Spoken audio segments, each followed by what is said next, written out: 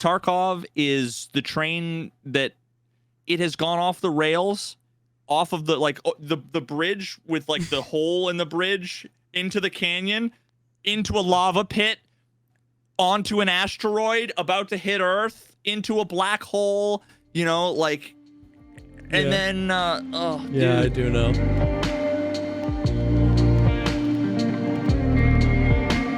What's up, everybody? Welcome to the podcast, the show dedicated to talking about all the podcast things in life, like music, content creation, and video games. I'm one of your co-hosts, JesseKazam, and I enjoy carbonated water. All right. Is this like a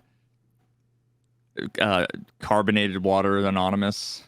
No. Hi, my name's JesseKazam, Proud and of for it. 6 months, I've been drinking carbonated water. 6 months. Yeah, it takes such strength. This is the first step. The first step No. to throwing out your weird It's sour not a problem. water. It's the solution. I'm talking about sour water, and I'm drinking Red. dragon fruit Red Bull, which is like the ultimate sour chemical nonsense. I mean, I love Red Bull.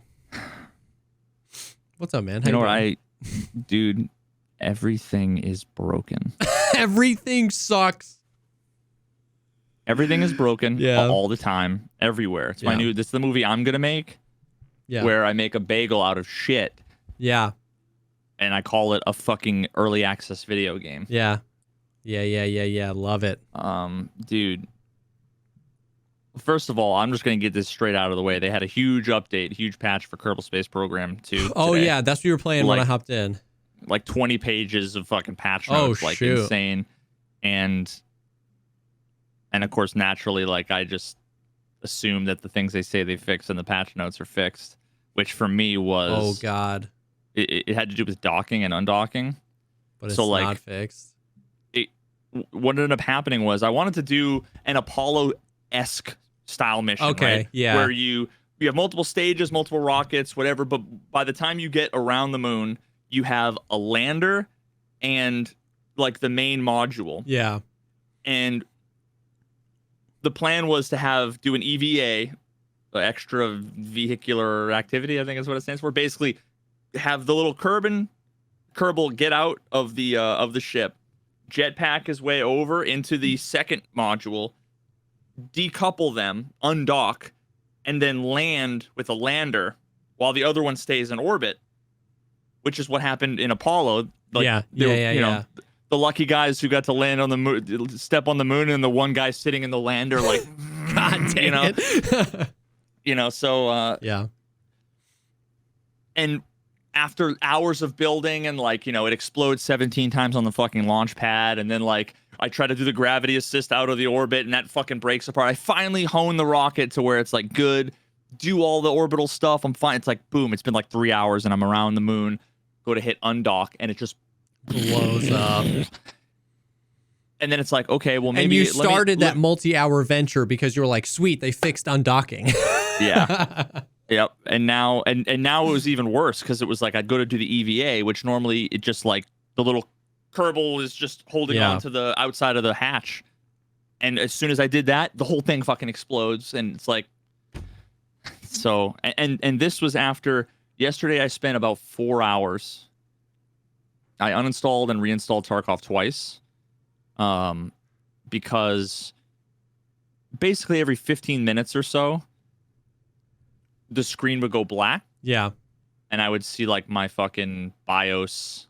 Oh, It wasn't even blue screen. It was just fade to black. You're gone. You're Here's gone. BIOS. And it would just completely, and then that would ruin my capture card Yep. connection. So then I'd have to restart OBS. It's like lose 300 viewers just by hitting stop stream, restart OBS, Oh, yeah. start stream. 4 seconds of going offline, and it's like For the sure. 300 lurkers who were chilling. I Yeah. don't even know what it is that causes that. Because but- it doesn't refresh, the page doesn't refresh automatically. So they see the little like not like this emote and it cuts, and then you're back online. It doesn't refresh, so they don't count as a viewer. They might sit back down at their computer, notice, and then be done and move on. And it's just like, yeah, like 80, like, yeah. So, I mean, like, I was just dealing with the game constantly crashing. And then I would I tried to launch it after a ton. This was actually the first problem. I couldn't get the game to launch. Oh. It would get to the Escape from Tarkov screen where it would like the splash screen. Yeah.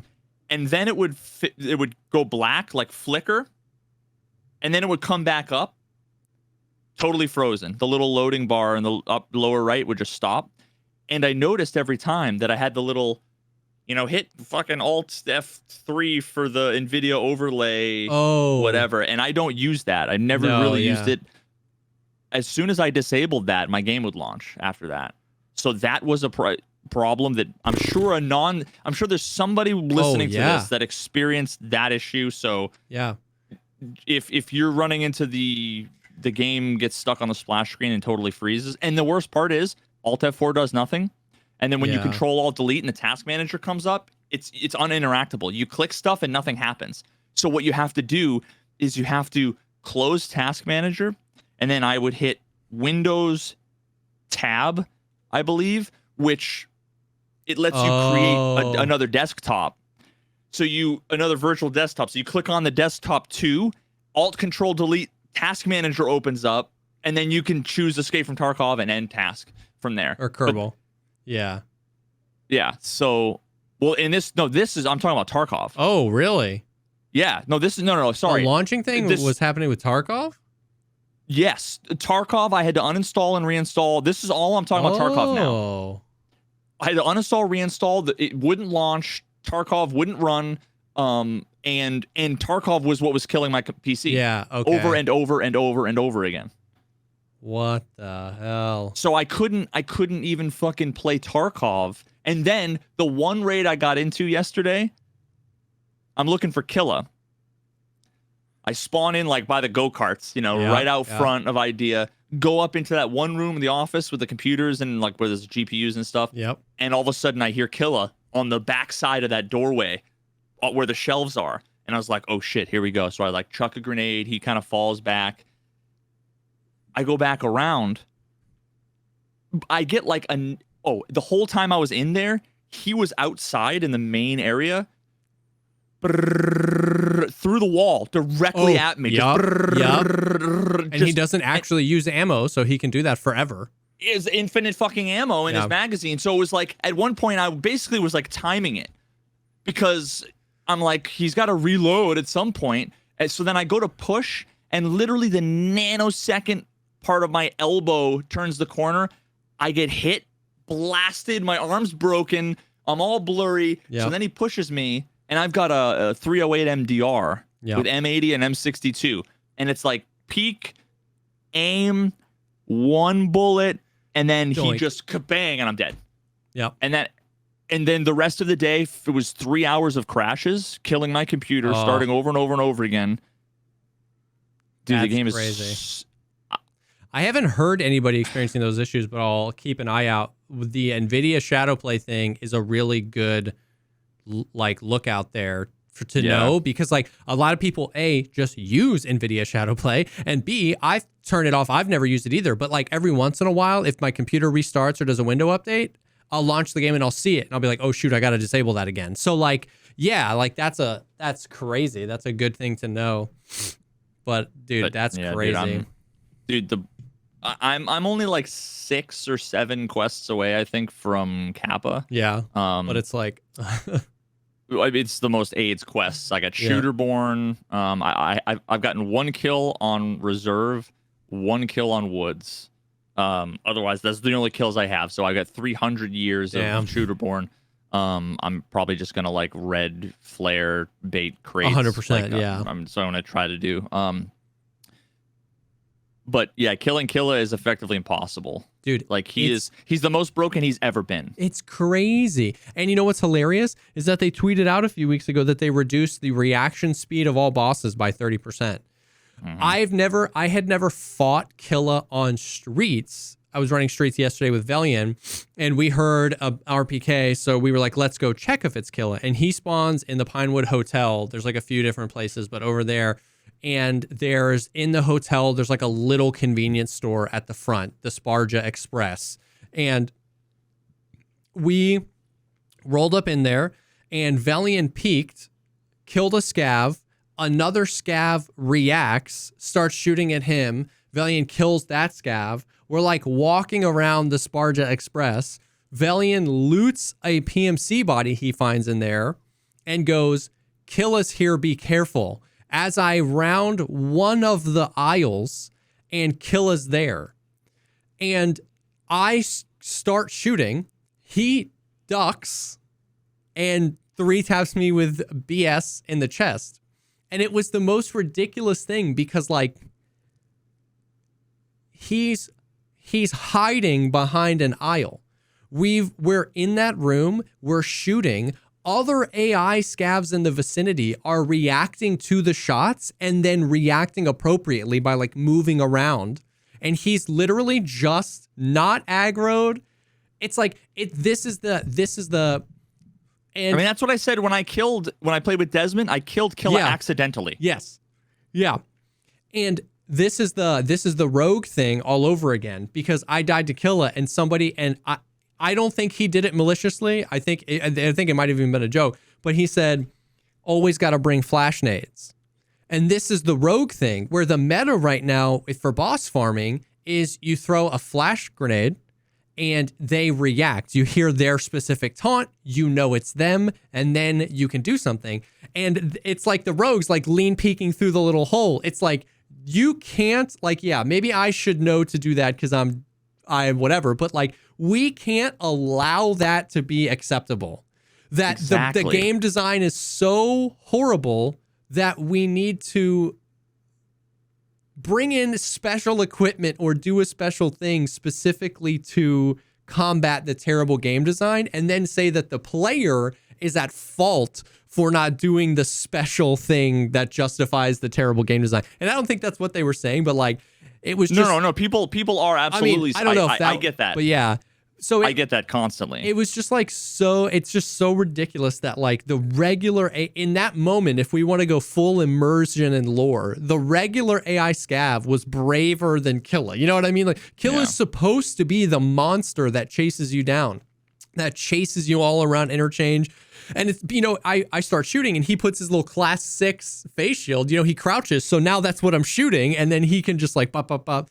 So it was so ridiculous that we were like sharing a room with him. Like Valiant killed the scavs. I looted one of the scavs. He looted a PMC. Killa, silent, waiting in the shadows. And then you can't react faster than him. You know what I mean? You can't like, the only way you kill Killa is you know Killa's there and you can make a move on him. But there is no react. It's just like, I'm dead.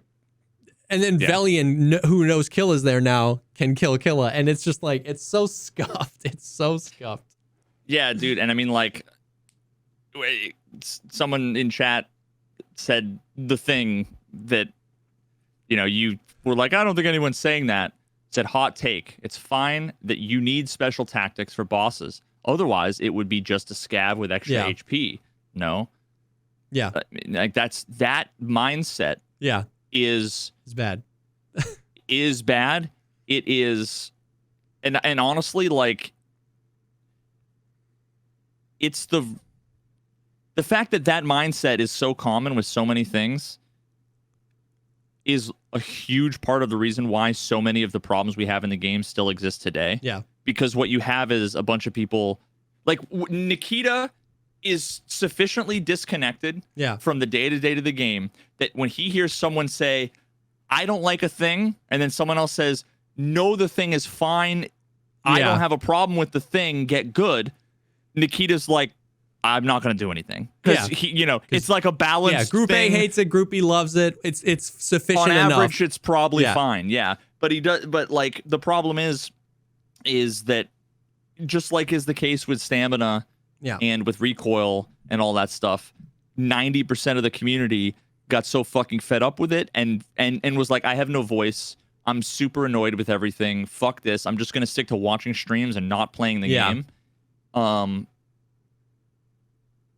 And also, that's giving BSG too much credit. Like, as if they planned exactly. that. We all agree. And here's the thing. Going back, I don't know who said that. We all actually agree that bosses requiring special equipment or tactics is cool. But you're giving BSG too much credit. They didn't design Killa or the bosses specifically so that we would throw grenades to know if they're there. Exactly. That's not it at all. It's they're so broken, gamers found a way around it. And the proof is that like up until for many years now, up until this patch or last patch, the bosses didn't have unique voice lines. So like 2 patches ago, so after they buffed Killa, remember for a while it was you could stun lock him in the legs, right? After that, when they made him really hard and made him spawn everywhere, but before they gave him a unique voice line, the meta at that point was to just hope Killa killed someone and you heard his RPK. So is the special tactic that some poor schmuck has to sacrifice themselves on the throne of Killa so that I can then kill him? Is that the hot take? That's just that. No, it's bad game design. It's broken. It's all the things tuned up way too high. And then we've figured out a singular lane to access victory. And that's not by design. It's not at all a good thing. It's not something to be celebrated. There are absolutely times where that happens, where bosses require certain mechanics or certain things can trigger a boss. Like when the train comes, sometimes Gluhar will go there, so he'll catch you out in rotation or whatever. But like the rogues, the raiders, the bosses, this is not that. There's nothing in the game that tells you these things. All of these things are this super weird psychological. The game, like and the other proof is that like whenever these tactics get too popular, they'll buff the bosses directly in retaliation. They'll make them so they don't react to if you want to follow flash grenades. Yeah, if you want to follow the thread back, Killa was stupid hard and too hard to kill. And then people figured out that as long as you're applying damage to him, he doesn't move. So then you see how in an instant, he goes from the hardest boss in the game to the easiest because you buy the cheapest gun with the cheapest ammo. And if you leg meta him, he's stun locked. Nothing mechanically changed about Killa, but the gamers found a way to exploit him, right? And their response to that wasn't to make Killa better. It was just to increase his reaction time, increase his aim, increase his accuracy, make him spawn all over the place, and make it so you can't stun lock him. So it's like at no point do the developers give us any reason to believe that these mechanics were like intended on the original storyboard for these bosses, mechanics that the gamers are supposed to learn. There's nothing. I understand that that's what we want. We want the bosses to have unique mechanics that the game tells the player and the player utilizes correctly to get an advantage over the boss. But this isn't it. None of these things, the bosses, the rogues, the raiders, this isn't it. This is bad, and we should call them bad so that they fix them eventually. Yeah, dude, like, here's the fact of the matter is that all of the things that are good and all of the things that are bad, they're all accidental. Yeah. They're all byproducts, and what that is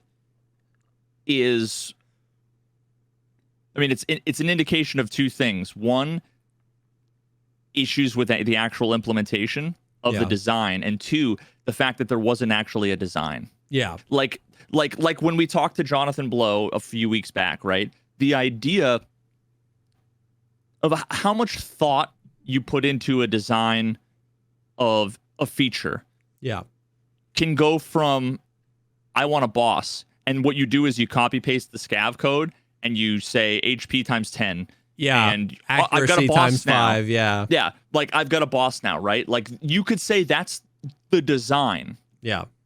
But that's not design. No. With a capital D, right? That like people go to school for and people put on their fucking resume and their job title is like a game designer. Yeah. And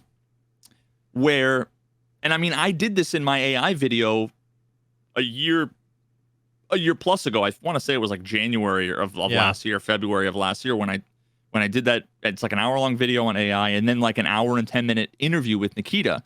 But I talk about in the video how you could make Killa more fun, more balanced, more challenging in all the unique ways, while also not necessarily being farmable, while also being beatable. Yeah. So, like the example I gave with Killa was, and I built it like you know, like one of those things where you design you're building a character in like an RPG where it's like 3 points into strength, 1 point into endurance, one you come up with a build. And I had these little bars where it was like out of 5. Yeah. And right now Killa is like 5, 5, 5, 4, 5, 5, 5 in all of the things. And it's like, that's just poor, you know, it's just poor design, right? You look at every other game, even Elden Ring, where like Elden Ring, the Souls games, where that is like the right kind of challenging with good design, where it's like this guy hits like a truck, but his attacks are slow, or his attacks are very quick, but they have a like a wind up, or they telegraph the different things in multiple ways, so that if you are fast enough and you pay attention, you know what they're going to do, so you know which way to roll. You know, shit like that, right? So my like redesigned Killa was, he's wearing big ass armor, the fucking, you know, class 6 helmet with limited visibility. He should be, and he has a light machine gun. He should be not mobile, and he should be not very accurate, because he can't see and he's wearing heavy shit. But what you should do is, you know, like at the across from Goshen, all the way on the far end on the balcony, the side where there's like the coffee shop in the corner, you know how there's like the sandbags at the top? Put him there, have his machine gun, like the RPK, mounted on the sandbags. And that's where, like, you know, and maybe make it a circular sandbag thing or whatever. And that can be like one of the things. And what he should do is just fucking rain down bullets. And they're not super accurate. But it's like, if you're able to zoom in and with like a, you know, 308 and go pop, pop, pop, headshot, headshot, headshot before he's able to pepper you with bullets, well, then you earn the kill, right? Or maybe if you get pinned down behind a pillar there, one of your friends can go run around, go up the escalator, and flank him. Exactly. But make it so that he is not super aware. He's not super accurate, but it's accuracy by volume. And, you know, there's some predictability to where he's going to be. But, like, that makes sense. You know, make some of those bars in his design 1 or 2 out of 5. And then have everything else be 5. And then with Tagilla, when I came up with a theoretical redesign Tagilla, it was, make him like 75% faster on his feet than he is now, because he's got like, it's heavy armor, but it's like light. And half of a mask, right? Remove his gun, but make it so that he runs around silently. So that at any point you have to keep your head on a swivel, because you might just see bonk come, you know, and he should be able to hit you like 2 or 3 times before you die. It should be at least 3 hits. But when he hits you, I mean, when he hits you right now, dude, it's the most visceral experience. You get like aim punch to where your camera separates. Your camera goes to woods when he hits you with the hammer. You're just like, whoa. And that would be like, and also make it so that when you hit him in the flesh with bullets, whether it's the stomach or the arms or the legs or whatever, that he's temporarily not stun locked, but slowing like staggers down. him or something. So if you see him running towards you, you can, you know, have the time to maybe empty a 30-round mag into the guy. But now you just couldn't. He'll come, nail you once, barrel stuff you, your entire body's broken, you know, and you're just dead. Or what he's been doing lately for me is run in place and then teleport. He just runs in place. And it's like, the last 3 times I've killed him, he just runs in place and sits there. So, I think like what you said about like Dark Souls and the Soulsborne games and Elden Ring is such a good example, because like those games are of like unanimously considered hardcore. Like they're hard games, but they're learnable mechanics. It's the Dark Souls of, you know, exactly. This game is the Dark Souls of FPS. It's been called that so many times throughout the years. And it's like Dark Souls and Elden Ring wouldn't be fun if every time you hopped into a boss encounter, there was a 65% chance that the actual nanosecond the boss encounter started, it ended. and you died, and there was nothing to do. Like, nobody, like, if that was the final boss of Elden Ring, everybody would have been poo-pooing on that all day, because those games have trained you that what is difficult is not just dying a lot. What is difficult is you challenging your ability to reverse engineer and learn. If you've played, the reason like Dark Souls is one of the hardest games of all time, but I'm also seeing people beat it with Dance Dance Revolution pads. Well, Yeah, that must level be, one, it no must hit. be an easy game, right? Oh, I see a guy that's beaten all 5 Soulsborne, 6, 7 Soulsborne games without getting hit a single time in a row. Those games have to be easy, right? No, it's people that have devoted the time to learning what makes them hard can then execute on it in a way that makes it look easy to you. And that's what we want. It's like, I don't want to just be able to farm Killa. You can make him hard in some of the ways he's hard right now, where you don't know where he's going to be.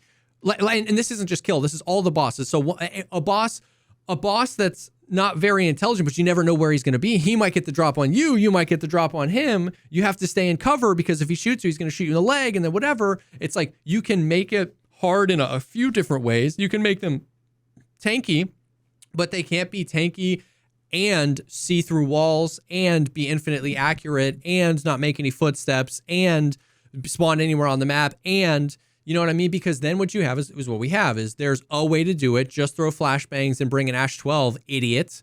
And then you create this really weird divide where like, because then like, imagine the Elden Ring boss where 65% of the time you insta died. Health went to 0 before the boss did anything. Unless you walked 17 paces to the left, stood on an ice cream cone, pulled your camera straight down and held J6 F3. Then you wouldn't die. It's that easy, you moron. Why don't you know that? That's obviously not a good place to be, because then you've completely separated everything, where like it's super easy for the people that know something super stupid and arbitrary that doesn't help the design at all, and super hard to everyone else. And that's where we're at with a lot of the stuff, where it's like, just get good, kid. Just peek the rogues through this inch-wide thing through the door, idiot. Just bring flashbangs and bring PS12B to kill Killa, idiot. And it's like, this is us fighting each other instead of just calling it bad game design and getting bad game design. Who wouldn't want a better boss fight? You know what I mean? Even if you're the guy that does bring the flashbangs, wouldn't you want a better boss fight? The other thing too is, no, dude, they don't want a better boss fight, because then they might actually have to fucking use their brains. Yeah. And they might actually have to have like transferable fucking skills to like any other FPS, or, you know, like think about something at all. But they've got the one thing that works, and they don't want you to change it because they're fucking because they afraid. know it. The other thing too about like the bosses is that people are always like, well, then they'd be too easy and you could just farm them. You know, you could just. Like, I feel like a lot of times people separate it, like, what makes Tarkov unique in a lot of these ways is, like, the bosses aren't guaranteed spawns, right? Like, it's not like a WoW boss where, like, you go into the raid, you get to the end, and if the boss fight's easy, it's easy. It's like, the point is you don't know if they're going to be there or not, and a lot of the bosses have multiple spawns, and so, like, it goes back to what we've said before about, like, this is exactly what we said before. If they make the scavs not one-tap you, then my survival rate will go to 100% and the game won't be hard anymore. It's like, you're completely overlooking that you're going to die to a player chasing the shots 50% of the time. It's like, if every time I died to Killa, I killed Killa, I would just survive every interchange raid. It's like, that's really stupid thought process to think about, right? Like, if you kill Killa, someone's probably going to hear you killing Killa and chase you down for that Killa loot, and then you're in a PvP situation and you might die. So it's like, making the bosses defeatable it does not make the game freaking My Little Pony. You know what I mean? Like, it's a crazy thought process. It's like, oh, well, then I would just never die. It's like, dude, I don't think you only die to Killa, bro. Like, it's not just the bosses, it's every aspect of the game. It's quests, it's the progression, it's just everything, skills. It's like, I hate to say it, but it's like a extremely elementary, like middle school level intro to game design mindset.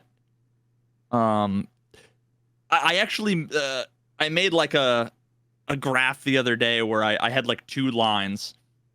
And one of the lines was, I was trying to explain to somebody that, like, well, when, why has Tarkov gotten to where it is? And they were asking about, like, was developers versus talent versus resources.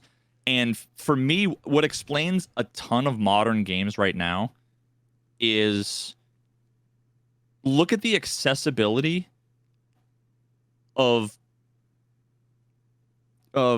being like a game development and coding resources. You go on YouTube and you search for Unity game tutorial and there's 100 billion fucking results and they're all showing you how to, right? But then search for basics of game design and you get like 6 good video essays and then that's it.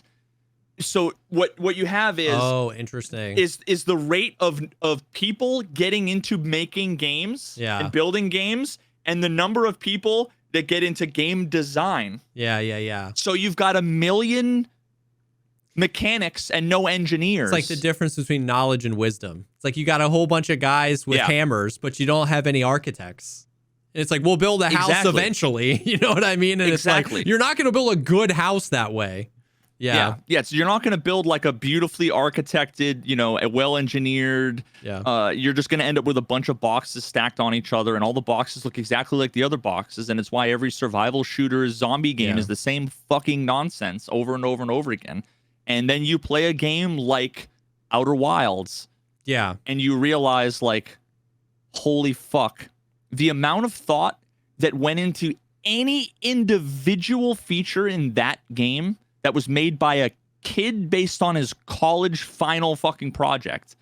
Any one of those features, the amount of thought and design that went into a single one is more than all of Escape from Tarkov.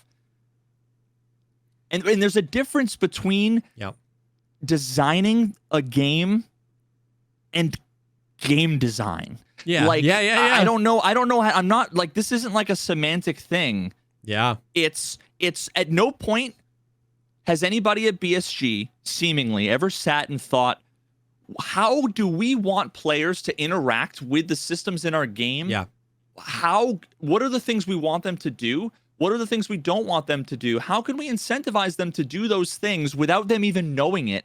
Right? Like part of really good game design is when you get people to do the thing that you want, like the intended route, without them realizing it. Yeah. Or without directly telling them. Yeah, like one of the things I saw, and I forget the specific details, so I'm sure I'm gonna like butcher it, but I saw someone who did like a video essay on the game design of Elden Ring, and I've only seen very little, but it was basically how like so many players end up, even though you can go anywhere right from the beginning. Yeah. So many people end up kind of where they're hoping you end up because of the visual, there's a big tree in the distance and you're like, oh shit, maybe I should start walking towards the giant 8 million foot tree that's glowing. And then all of a sudden, because you start going that way, you encounter this guy. And this guy is not an end game boss right in the middle, so many elements like that. And that's intentional. Yeah. They think about those things. They pay attention to those elements. And respect the player enough to give you the option to go the other way if you wanted to, because they have enough trust in their game design that even if you skip the thing, you'll eventually end up here. And it works because it's, for sure. And what's frustrating about Tarkov is that this is actually what I was going to say earlier, and it was interesting, is that at least somebody there tries to do that sometimes, because I remember when the rogue bosses were introduced. You remember when they showed the picture of Big Pipe and it was like, whoa, like this guy is like a proper USEC scav boss, and then they did Bird Eye, and then they did Night, and we were like, this is insane. And once again, if you think we are just talking out of our own butts right here, all you have to do is go back to the podcast, the first devcast where they talked about the rogue bosses.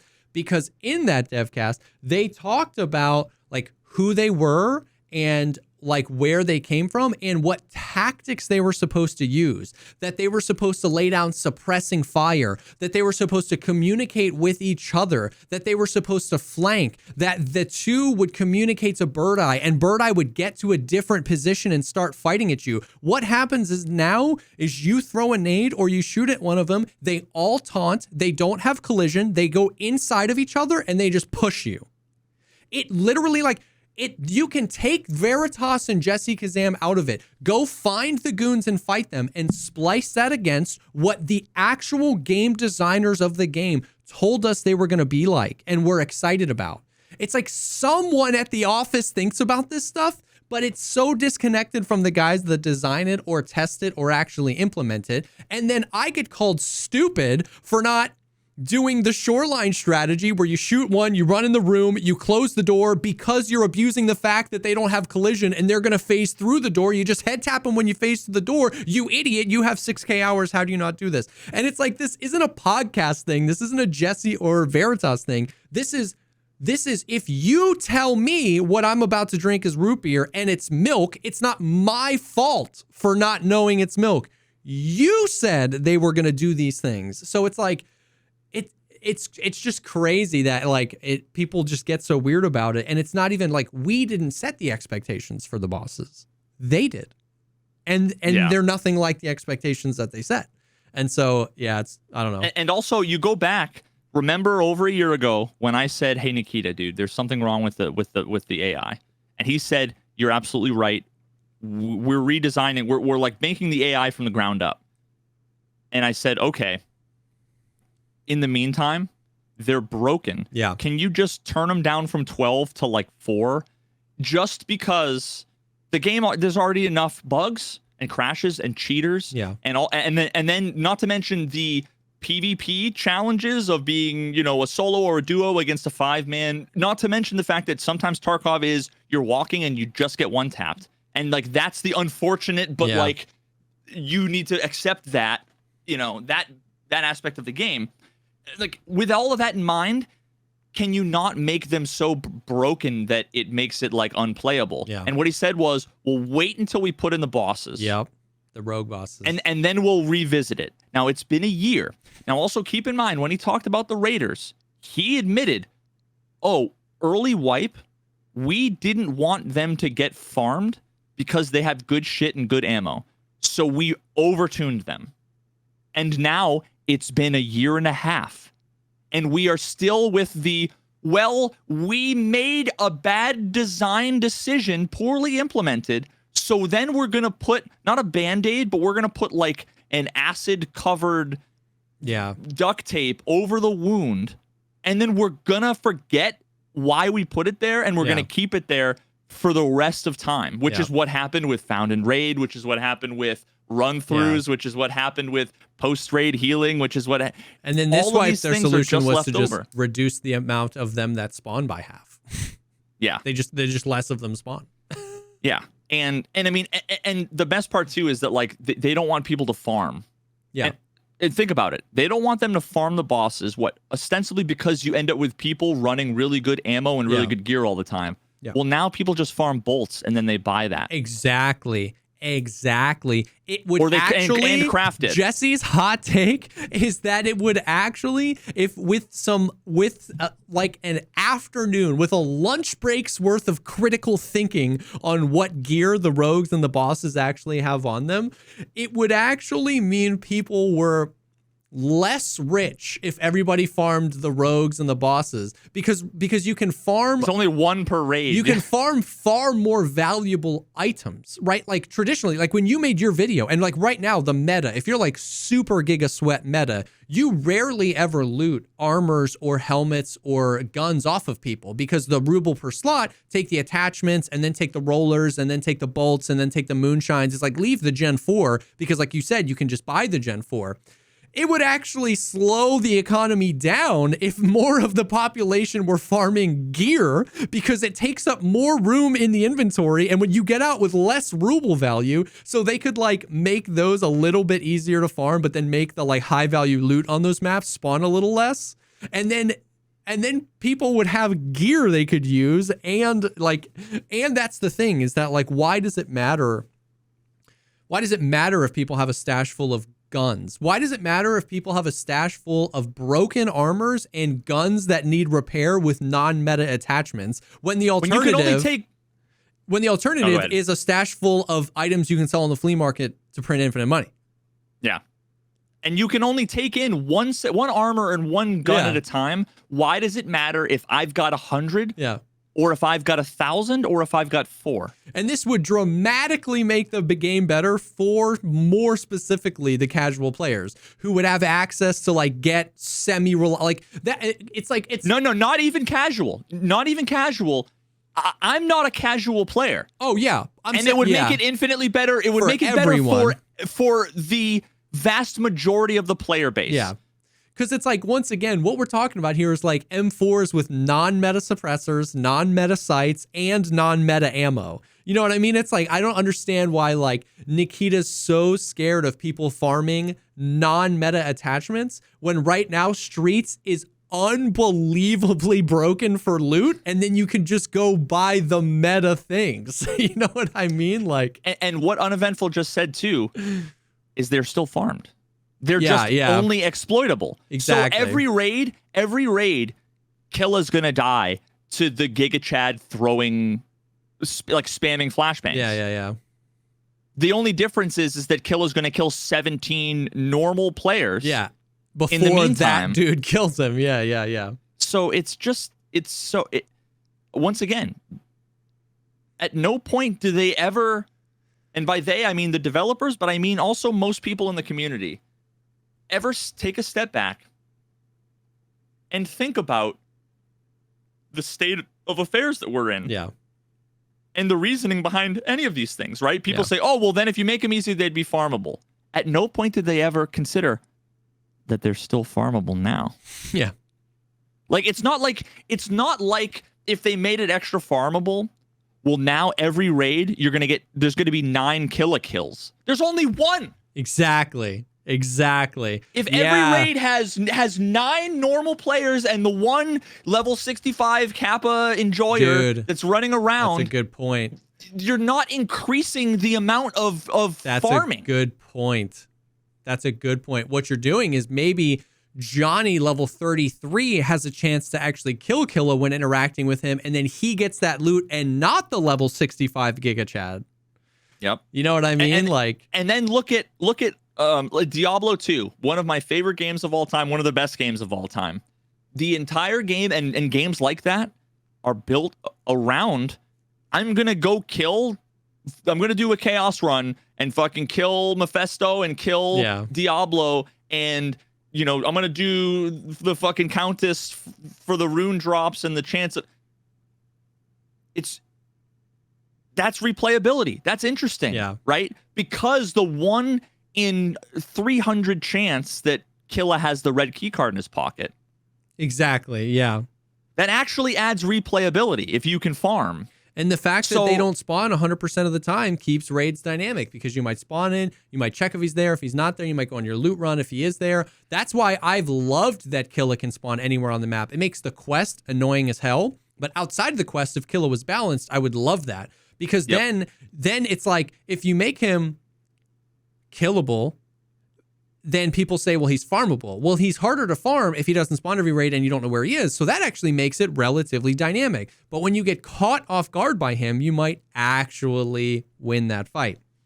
And then once again, like, if I ran into Gluhar on Streets right now, which he can spawn at Lexos, and we wiped him, there's almost no shot I'm taking much of that loot. I might fraud my armor for a Gazelle, and I might grab Gluhar's M1A, but everything else on the guards is less valuable than just crossing the street to the Check 15 building and looting it.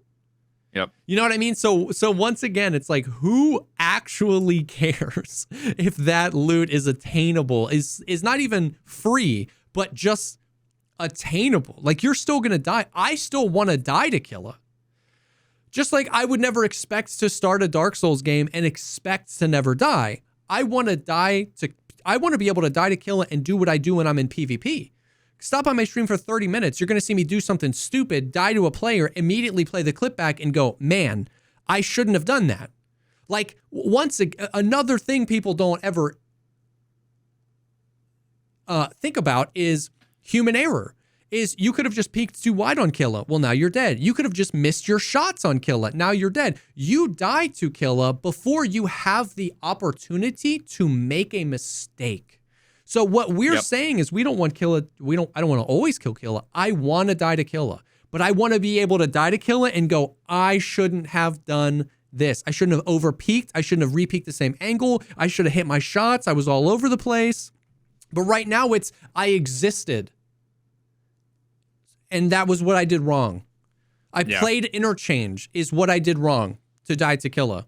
You know what I mean? It's like, you can't just like, I don't subscribe to the whole, like, you got to check your corners. Like, no, there are too many corners. Nobody checks every goddamn corner as they go around. You know what I mean? For the whole game, you wouldn't have time to make it through interchange, right? Like, and you can't 98% of the corners, you can't check a corner without turning your back to 17 corners. Exactly. Because this isn't Counter-Strike. Exactly. It's an IKEA. Exactly. Yes, that's such a good point.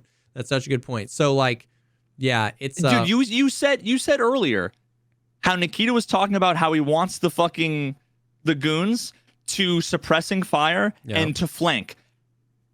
How effective is your suppressing fire and your flanking when you see them miss and die instantly? Yeah. There's no strategy. There's no experience. Yeah. It's you hear one particular voice line, you go, oh, fuck, and then you're back in your stash. That is not gameplay, and it's not hardcore if you figure out a way around it. You're not fucking a god gamer. Or you get the dice roll where they all stand there and do nothing, or like they all turn their back to you and run, and you can just like crouch and mow them all down. And then you get that and you're like, I don't understand why people think the bosses are so hard. And that's like so terrible because it just like divides the community. You know what I mean? When the design of them is what's so poor. It's like, I've killed the goons. I've killed Killa plenty of times. But that doesn't... I killed Killa by accident, and I killed Bird Eye, and I thought it was like a Timmy Usek. Yeah. Like the one time I saw the goons. Yeah. I see a guy running out of Crack House into the little shack in front of Crack House. Yeah. And I'm like, oh shit. And he runs in, kneels by the couch, and starts healing. Yeah. And I just go, and I kill him. Yeah. And then I run in and start looting him, and I'm like, oh fuck, this is a boss. Yeah. I literally thought it was a player. Because there's so many like voices for the USEC now, I don't recognize. I just thought it was another voice taunting line, and then all of a sudden, 5 of them rush me and I'm dead. Yeah, and it's like, and they have no collision, and so like I've had it where I've killed one and the other 2 swing the corner on me together, and you're firing on them, and because they're inside of each other, every other bullet is hitting one or the other. And they have so much HP, and they're shooting at you, and you're like, what? And they're not affected by the bullets either. Yeah. They don't have aim punch, that's the other, camera recoil. That's the other thing like with Killa, where having him be stun locked is obviously broken. Yeah. At the same time, having it so that every time, like, my gut is like, okay, I can maybe throw a grenade. Honestly, this is the only thing that I can think of as someone who doesn't watch streams. And I'm not like, what's the meta for whatever? Yeah. I know that people throw flashbangs to locate him. But like the only thing I can think of is like maybe right-handing a grenade near him so that he turns and runs. And while he's running away, you beam him. Otherwise, I can't think about it.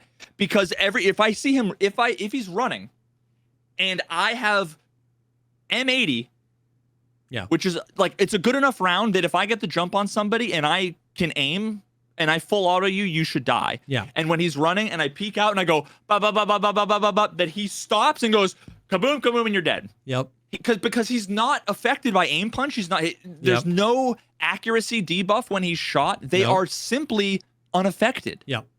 They can see you through bushes. They can oftentimes lock onto you through walls.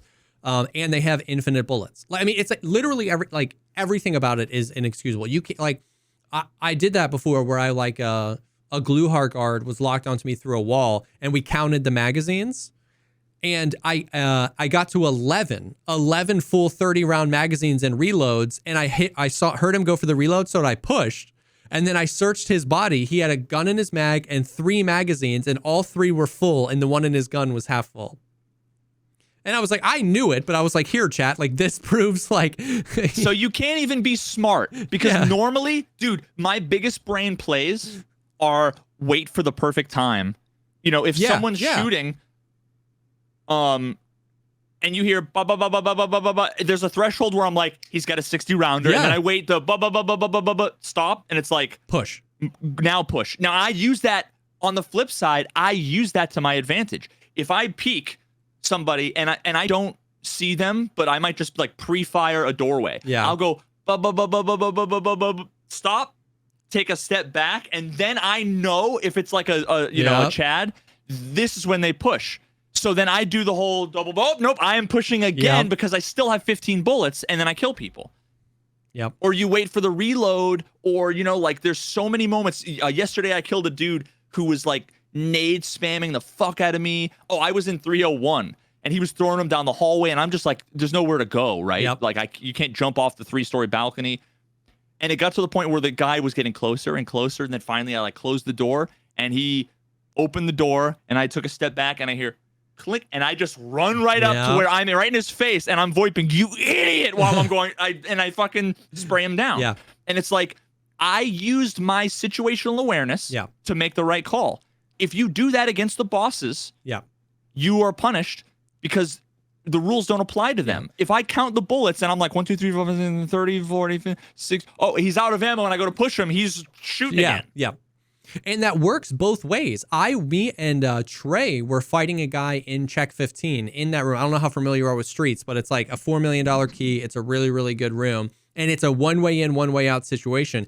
And we had like 5-headed it where like I was holding the door from one angle downstairs though, because like that whole building's like a maze. And basically we had 5-headed it where like Trey got to move up and close the door and close him in. So I was able to actually maneuver the maze of the building and come up. So now we were in a long fight with him. There's like a second door to Check 15 that has like a dresser and some wood, but you can see through it. So like I was trying to shoot at him. He was trying to shoot at me.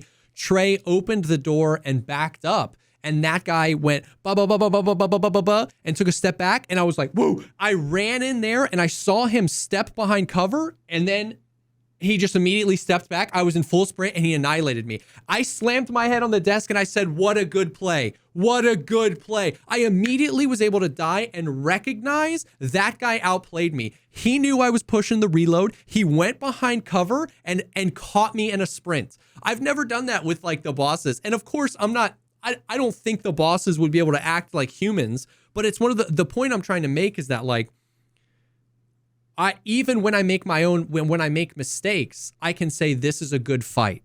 Yep. You know what I mean? Because I can say I made the mistake. He baited me. He jebaited me. You know what I mean? And so there's no situational awareness. There's no strategy. It's just like hope that you get the derpy version of the bosses or exploit some stupid game mechanic, or just like get really lucky, you know, where he's killing your friend while you shoot at him and your friend has to sit in the lobby and wait for you. You know what I mean? Like I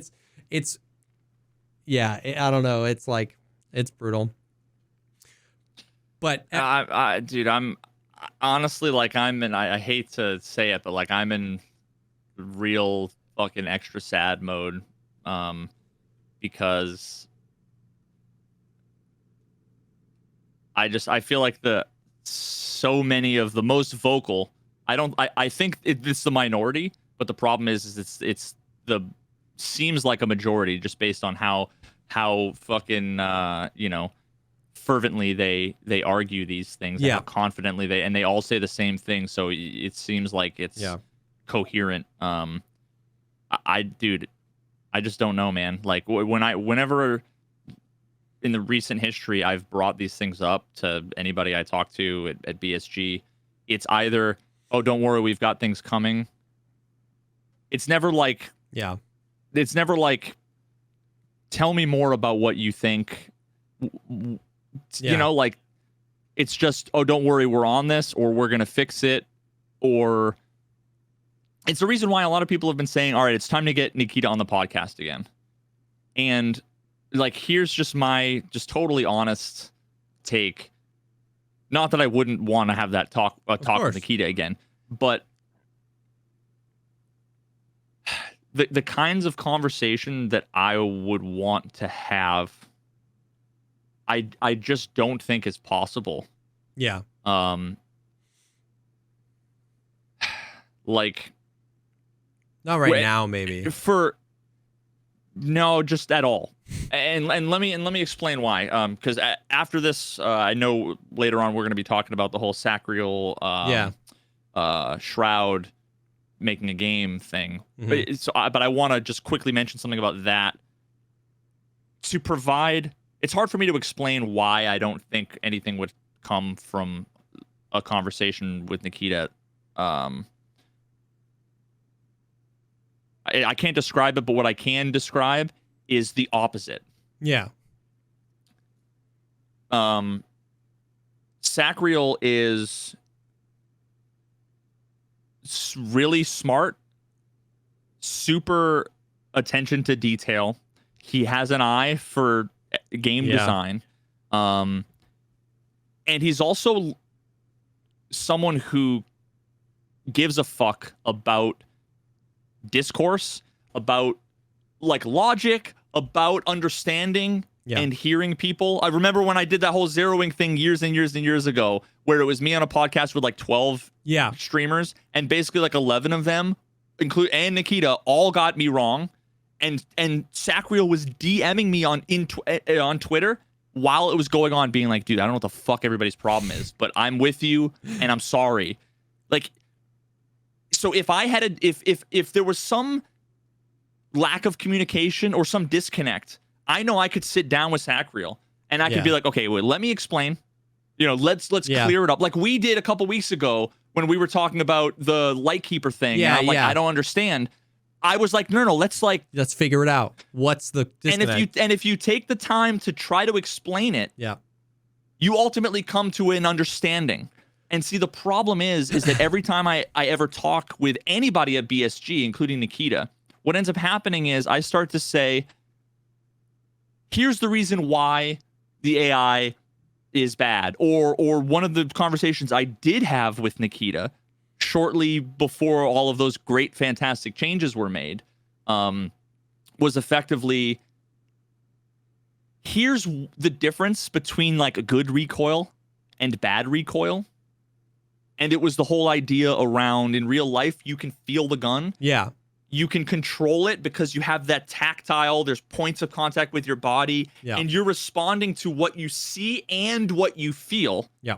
And in video games, when you have randomness, you have the realistic, random-esque nature of recoil, the chaos of recoil, but you don't have this massive thing, which is your ability to feel it and adjust accordingly. Yep. So you need to account for that by either making it so that there's a pattern, or making it so that it's consistent in a direction, or make like, you know, certain things. And I got like 3% of the way towards that, and he's like, okay, we're gonna fix it. We're gonna fix recoil. And it's like, but dude, I know, and he made it better by turning it down and by reducing the camera, and like kudos, right? But it's not the same as making it right. Yeah. Making it, and there's not only one way to make it good. There's a million ways they could make it good, because there are a million games that have weapon handling that feels good. Yeah, and they're all different. Yeah.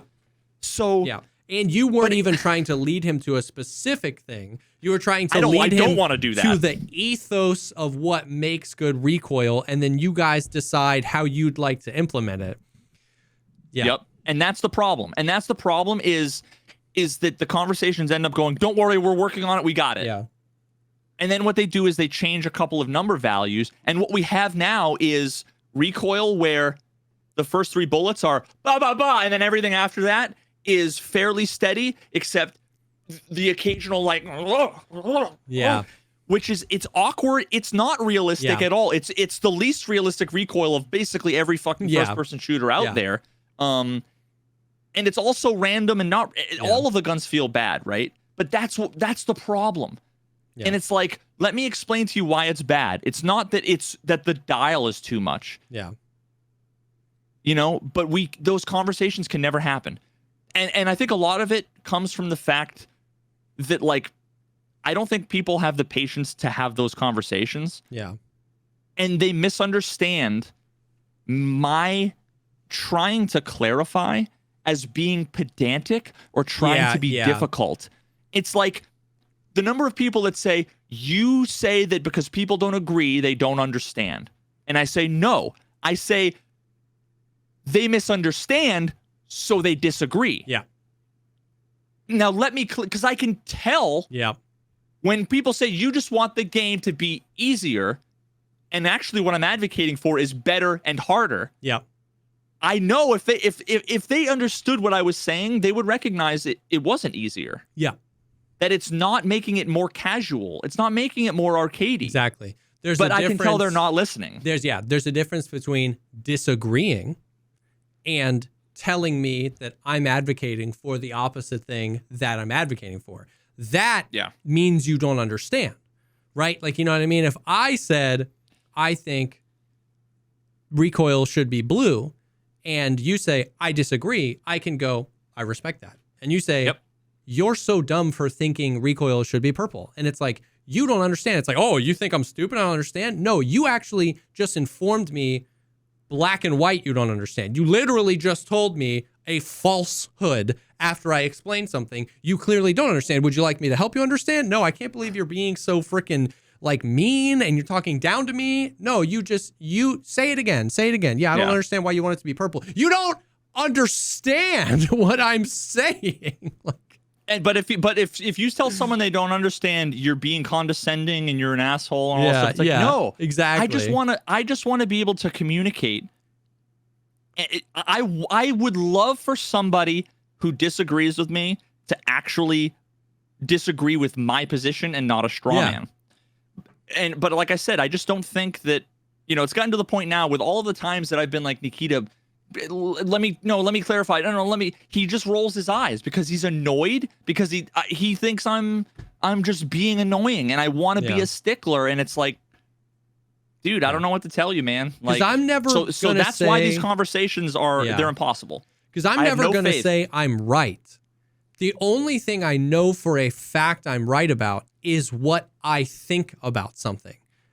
So like, if you say, I don't think you're right, I can say you might be right about that. But when you say, I know your opinion, when you don't, that's when I'm willing to like, and that's when it's like, I don't care if it sounds like I'm being a jerk, or if you might interpret that as me sounding like I think I'm right. But it's like, what we're arguing here isn't actually what's better for the game. What we're arguing ends up just being what my opinion is. And I don't understand how you can think you understand my opinion more than me. My opinion very well could be wrong, but stop telling me what my opinion is. You know what I mean? Yeah. And we saw with the goat thing, we saw that rationale reach its logical conclusion, which is I didn't have an opinion and was still they knew what it was. Still assigned one by them just so they could argue it. And it's like, okay. So, see, like, do you see how this plays out? Like, this isn't me. This isn't me being pedantic. This isn't my ego. This isn't me thinking I'm always right. You can see it. Like, there was nothing to disagree with, and yet I disagree. You know what I mean? And it was like, okay, I guess.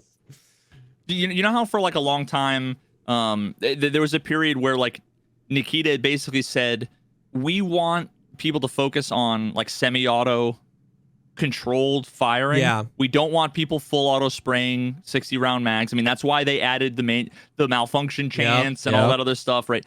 And the whole idea of a far more realistic actual combat approach is, like short controlled bursts or semi-auto fire. Very, unless you're suppressing fire with a fucking mounted machine gun. During Normandy, there are very few times where full auto is the normal thing, right? So it's like, okay, I'm not trying to tell you how to make your game. I'm gonna say, okay, let's assume that's what we want. Now let's look at the game. Why is it that the first 3 bullets are the most inaccurate, and then everything after that gets more accurate? All you're doing is making it so, all right, I'm about to peek.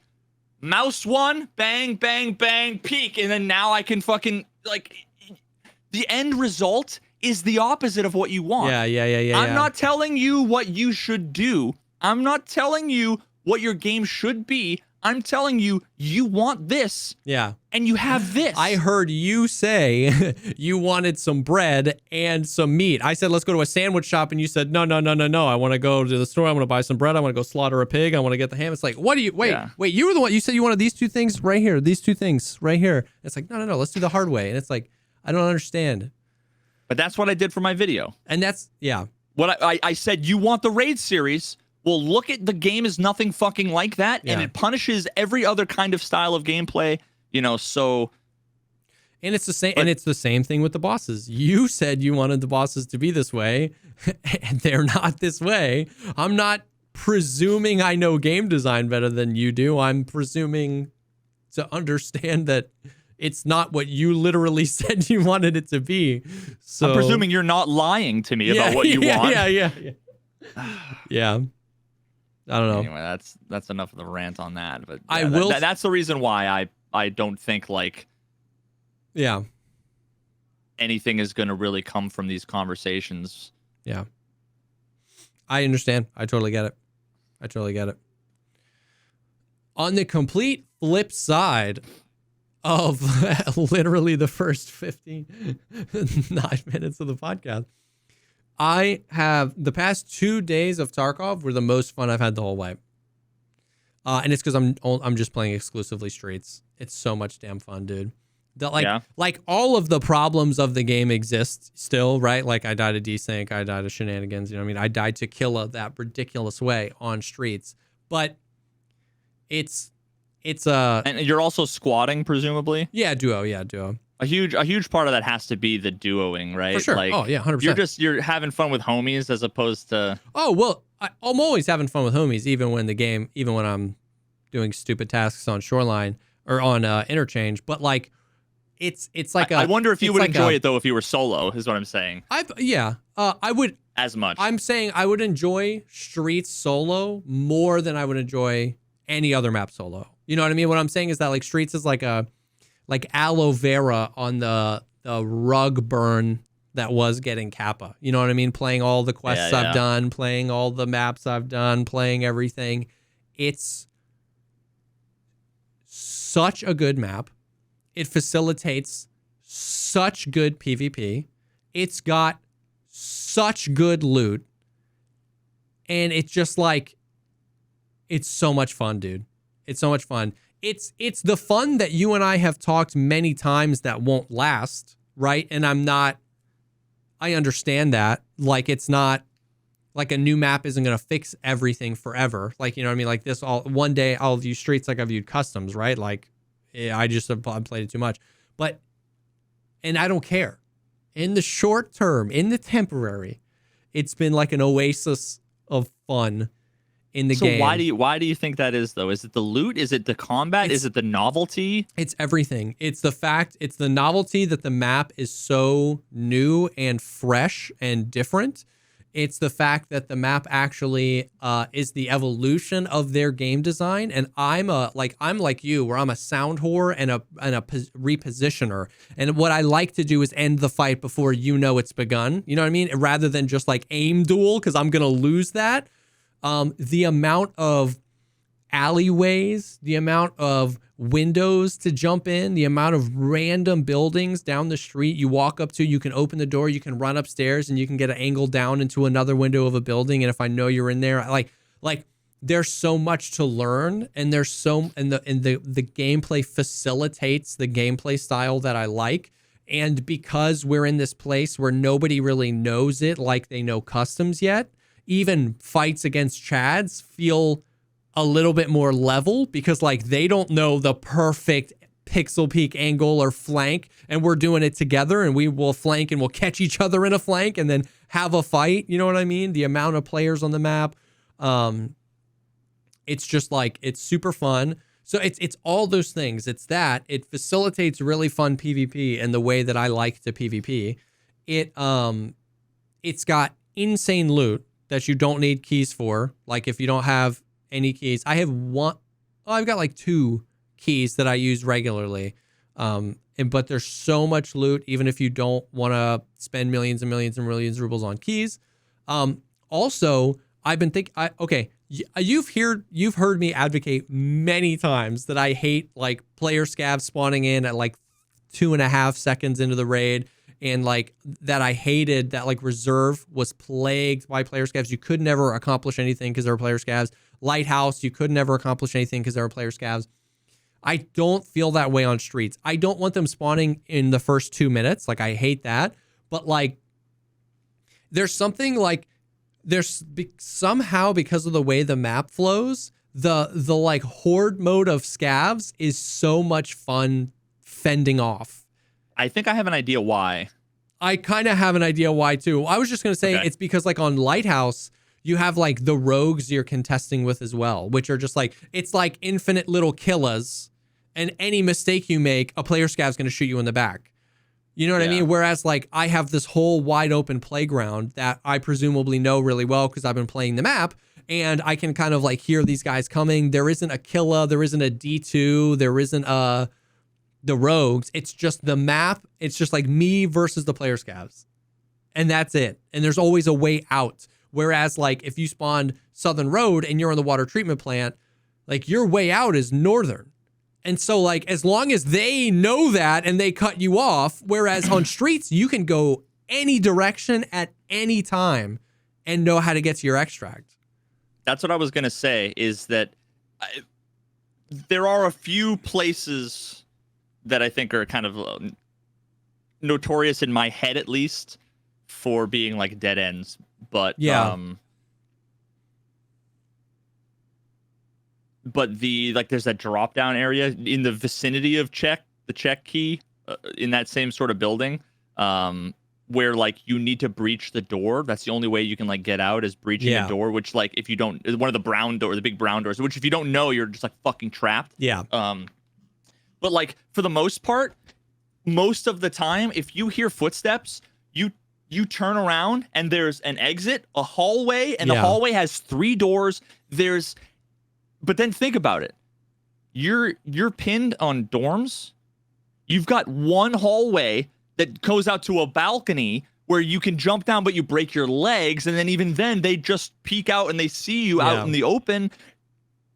Most of the maps indoors, there's not a lot of places you can go, right? If you're in East Wing or West Wing and you're in a room and someone's holding the hallway, well, what are you going to do? You can't rappel out of the window. Yeah. You know? So I feel like that the map being so big, but also being so complex. Yes. It makes it so that you can reposition and flank around and run, and even like run, heal, and listen and wait. Are they coming towards me? Are they not? Like you have options. It does what we say, where like when you die, you're like, I feel like I died because I didn't know what to do. Let me figure out what to do. And then the next time you might live because you like it makes you like when you die, it makes you want to learn streets better.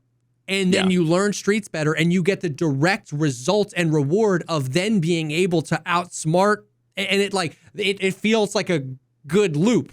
Do you know what I mean? Yep. Yeah, I completely agree. So we had, I was playing with Valiant, and Valiant got one tapped by a player scav. And the second he got one tapped by a player scav, it felt like 4 different scav armies all started running at Lexos at the same time. As soon as I heard so many player scavs, I immediately made the decision, screw Valiant's loot, I'm out of here. Like, I didn't even attempt to loot him. There were too many people, and I ran, and they started chasing me. It was like, which is what I do when we on scav armies, you know what I mean? It's like chasing down. So they were VoIPing at me, they were chasing me, and literally it was like freaking John Wick, dude, where every time I would enter into a new place, I'd turn around and I'd pick the first one off running in the door, and then I'd reposition, and they would just, the mob was chasing me, and I was picking them off one by one by one by one. I held the single. They're probably having a fucking blast. 100%, dude. They're having a blast. I get back, I start healing. And I see one run, and I flip up my gun, boom. I run up and loot it, and he had Valiant's M1A, TV rig, everything. I was like, oh, he brought me Valiant's loot. I grab it all, dude. I'm in fights where I'm shooting at a player scav, run out of ammo. I switched to Valiant's M1A. I point fire one 15 meters away. I'm running. I throw a nade at my feet to distract, and I get out via the car. And I was like, that was so much fun.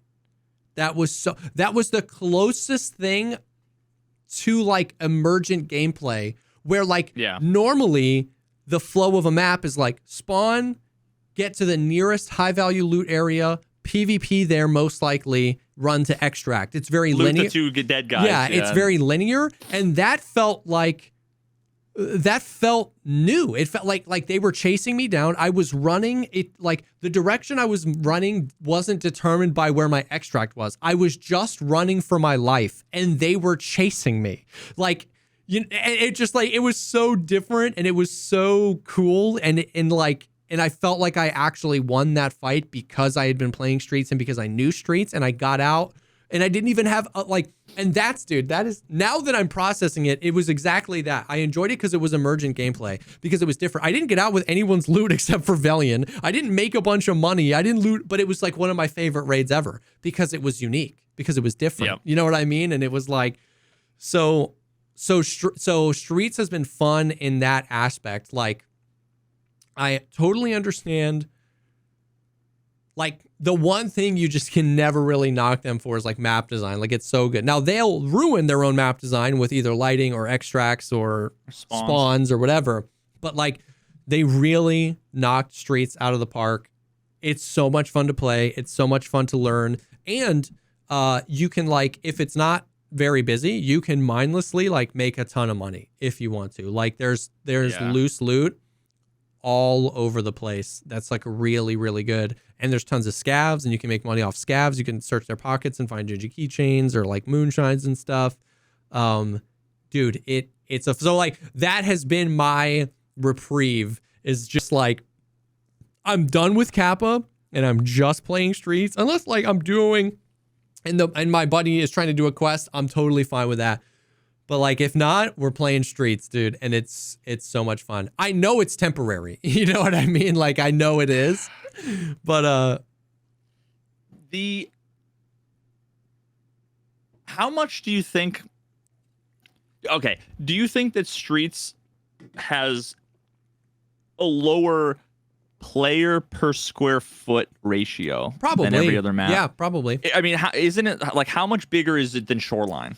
It's not much bigger.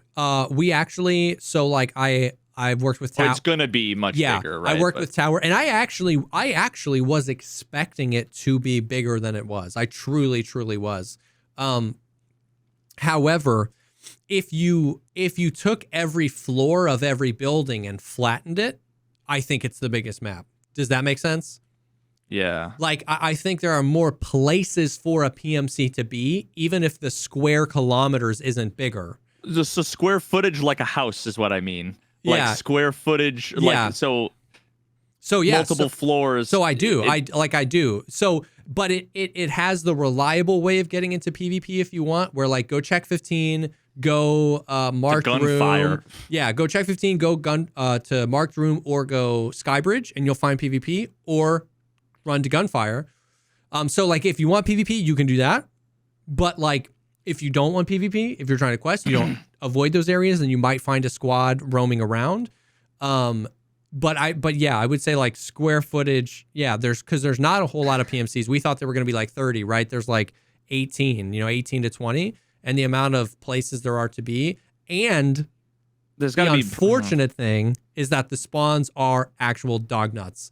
So most Streets raids, it's already a big map. Immediately 5 players die. You know what I mean? Yeah. Off the spawn. So it's like then the map feels a little emptier, so. And then, I mean, you think about Shoreline, like it's got a huge footprint, but like almost all of it is dead zone where nobody goes. Exactly. Whereas Streets is like. Similar to Woods. There's not a whole lot of places. There's like the village, the fob, and the lumber mill. Those are the places to loot. So it's like, yeah, there's a lot of square footage, but there's not a lot of places to go. Yeah, but Streets is just full. Like the whole thing, there's every Filing inch of cabinets it is everywhere, safes on the floor, dead scavs. So I wonder how much of the way it feels to you and it being good, that kind of coincides with the thing that I thought we talked about, I don't know, maybe a year or more ago, and something I've been thinking more about since I've been playing earlier in the morning. My like slow raids, quote unquote dead raids, are the best raids. Because what ends up happening is you kill a duo, because there's that fewer people around. That gives you time to be able to heal, to be able to loot, finish what you were doing, and then move on to the next like point of interest, right? Whereas if there was 50 people on customs, the game would feel like complete and utter dog shit. Because half the people would die in the spawn. Yeah. And then it would be everybody gets in a fight here, everybody's killing each other until there's one person who wins. Yeah. And then the same thing happens over here. And then like one of them gets one tapped by Scav Boss, and then it's like you have one happy person and a bunch of dead people, and it's just like it wasn't fun. Part of the, I think, in my opinion at least, enjoyment of Tarkov is elements of the solitary, especially when you're questing. Because it's like I've got shit to do unless it's find PvP, which is why those quests can be kind of shitty sometimes. But yeah, so all of this is to say that lately I've just been kind of like, I feel like they should reduce the number of PMCs in raid by like 30%. Like if customs has 12, maybe it should be 9 or whatever. I totally get that. It would get closer to the way that I think maybe Streets feels, and also every raid would be much closer to the way that like an early morning raid is. Early morning, I mean like literally early morning, like while people are at school or whatever. For sure. I mean, that's a huge part of it too, is I've been playing Streets yesterday and today. I was playing Streets all day, morning streams both times, right? Like I've been playing a lot of Streets nighttime too, but it's like, there's definitely like, so I get that like some people might just disagree with that, and that's okay. Like I totally get that like there's a portion of the population, even casual players, people that play more casually, that like just want to play the game for the PvP. And I totally get that. I wouldn't say you're wrong, but I definitely, in my personal enjoyment of the game, lean towards that as well, where it's like not just the solitary, but also like the dynamic of like get into a fight over here, or like, I'm not just getting into a fight in the same spot down the same hallway with the same pixel peak each time. And that's at least partially. And I don't know if that's because people are questing, people don't know. Like that's a thing that I've been getting into on Streets, is like the amount of times I've been shot and Velian goes window up top. And I go, I didn't know you could get up there. And then we kill the guy through the window and we go in the building. I go, I've never been in this building. We go upstairs. I go, I've done all the quests and I've never been upstairs here. And he's upstairs here. And I'm like, we killed a 4-man in a building. I have Kappa. I've done all the Kappa quests. I have played Streets probably a few hundred hours. We killed a 4-man in a building I had never even been in until we killed the 4-man in there. And that feels great. And maybe they were in there because they didn't know where to go. But at least in the short term, I'm going to appreciate they were in there. Yeah. And that's where I wish they distributed the loot a little differently. Like I like there being like PvP hotspots. I like there being a place where there is a lot of loot. But if they took like 10% of that and put a few like moonshines and roller and clock and maybe a Ledex spawn in like these really random places, well, then you would have like some people would be like, that's too far out of the way for my farming route. I'm just going to go. So then you might get it as like a low level and be like, oh shoot. Or then you might have people, fights in just awkward places. Cause you're like, well, let me check for the Ledex. The raid, somebody else said that too. And then you get into this cool fight. So like, yeah, I definitely see where you're coming from with that.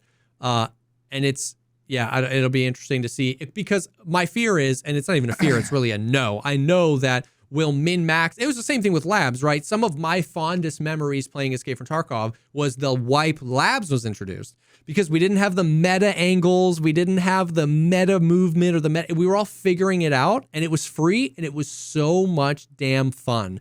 And that's where I'm living on Streets right now. I know eventually we'll min-max all the angles and figure everything out and min-max the loot and nobody will go in these buildings just like nobody goes into some of the buildings on reserve and stuff like that really ever. I know that that'll happen eventually, but in the meantime, it's fun as hell. And that's really the magic they need to figure out how to capture and continue. You know what I mean? With like maybe loot spawning in more dynamic places or events where stuff happens, like because we always reduce, you know what I mean? Like customs is a great example of that. It's a really great map, but it's like you spawn, it's either dorms first or fortress first, and then it's either dorms or fortress, and then it's extract. It's just like boom, boom, boom, boom. It's just reduced to this very linear thing. And the problem with that is I know people are already commenting, and I know folks have mentioned this in chat where they're like, "Oh, well, some people like PvP." Yeah, that's Me fine. saying I want less people in raid,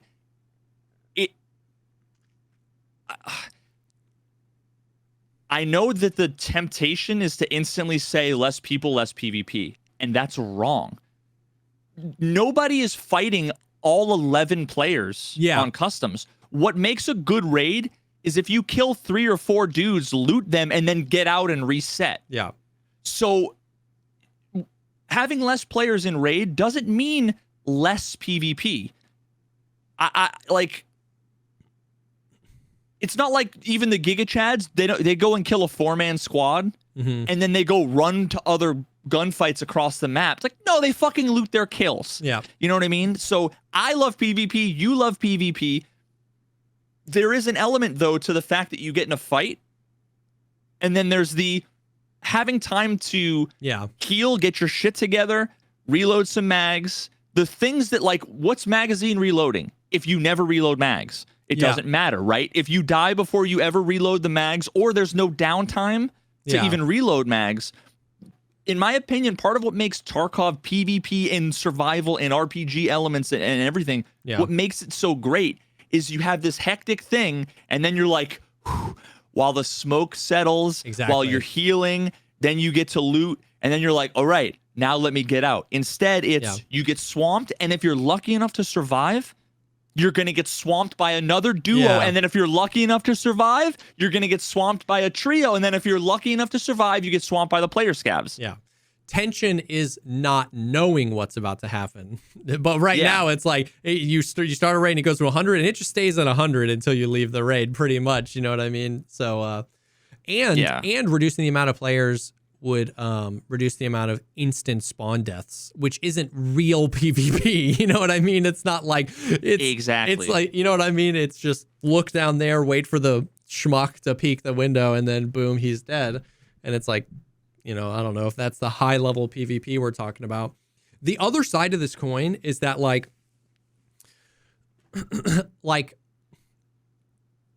I wish, and I don't. Let me preface this by saying I don't have a solution for this, right? I'm not coming and saying like, this isn't a critique of BSG. It's so simple. Why don't they just do this? But like, I wish there was more to do in the raid, in the universe, than farm valuable item for ruble or PvP.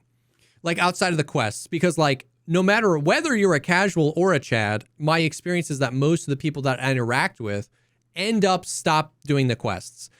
A lot of people might stop at level 15. They might stop at level 20, but the quests aren't a thing that like bring you back to Tarkov for the entirety of the 6-month wipe. Like a lot of people get, you know, to level 20, 30 and get to a bunch of quests they hate and they stop questing. So, like, I wish... People want the thick item case and the 35,000 XP. Yeah. They don't want to do the thing. I wish there were more things to do because that would create more options. If you want PvP exclusively, that's okay. Like, I'm not saying you're wrong. I'm just saying, do you understand that not everyone in the universe thinks like you, right? Like, that's why I like games like Rust and DayZ. I like watching them because... somebody might say, I need to go farm. Like, I need to go farm wood and stone to upgrade my base. So I'm not going to bring out a nutty kit. And then they might say, well, I'm going to go roam and I'm going to go PvP. Or I'm going to go look for this very specific item. And I do need defenses because I need to go get this item and then I need to bring it back to my base so I can do a thing. And so, like, I don't know how that works in Tarkov. Like, there's no base building. There's no, whatever. Because we exit the world. But I just feel like I wish there was more to do in the world, and that could be like events or whatever. I don't know, but like you get into a raid and it's like you're either there to quest, you're there to PvP, or you're there to just completely avoid PvP and ruble. You know what I mean? And it's like let's take an idea from DMZ. First of all, the first thing that came to mind, let's just get this out of the way, is loot exfils. I know it's you said PvP and looting, but like that's something to do where it's like there's 6 bodies here. I killed a scav boss and a fucking 4-man.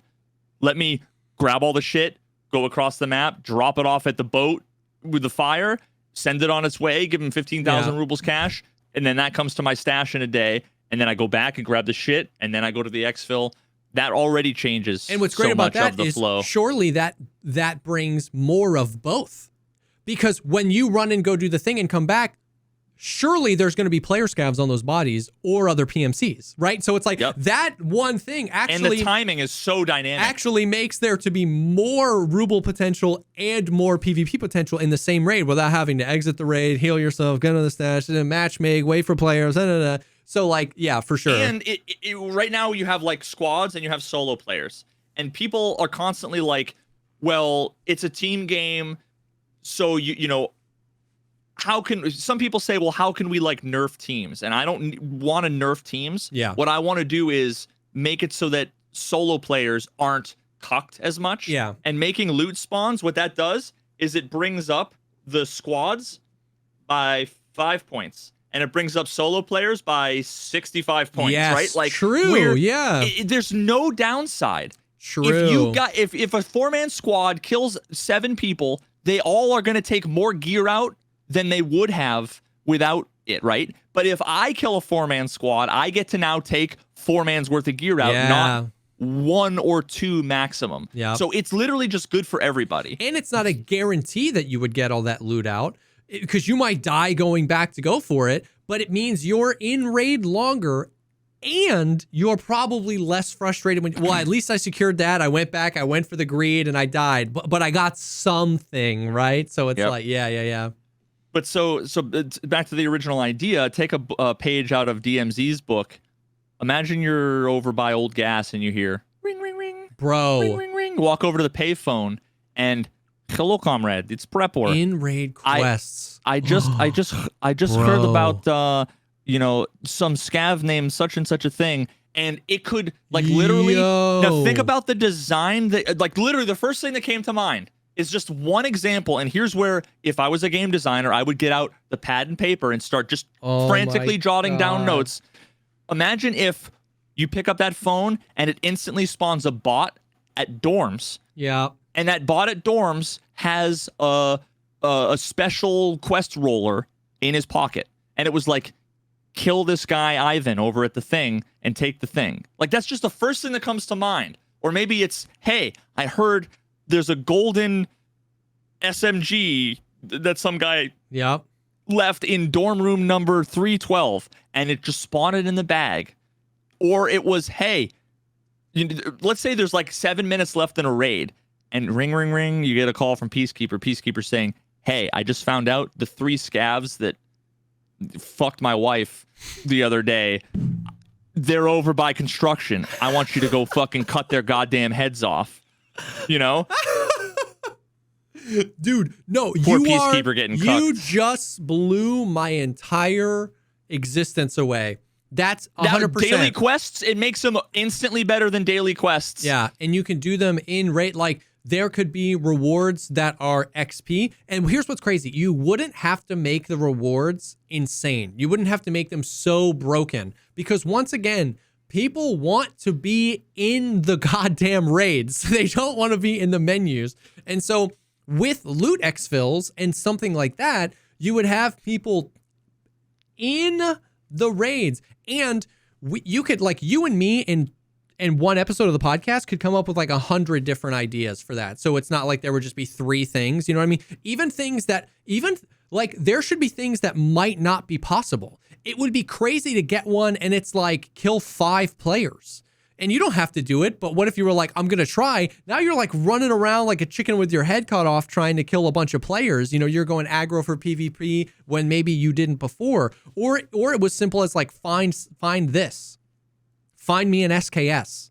It's like, once again, I've done those Twitch Rivals tournaments where it's like, where's the mustache? You're like running around trying to kill scavs.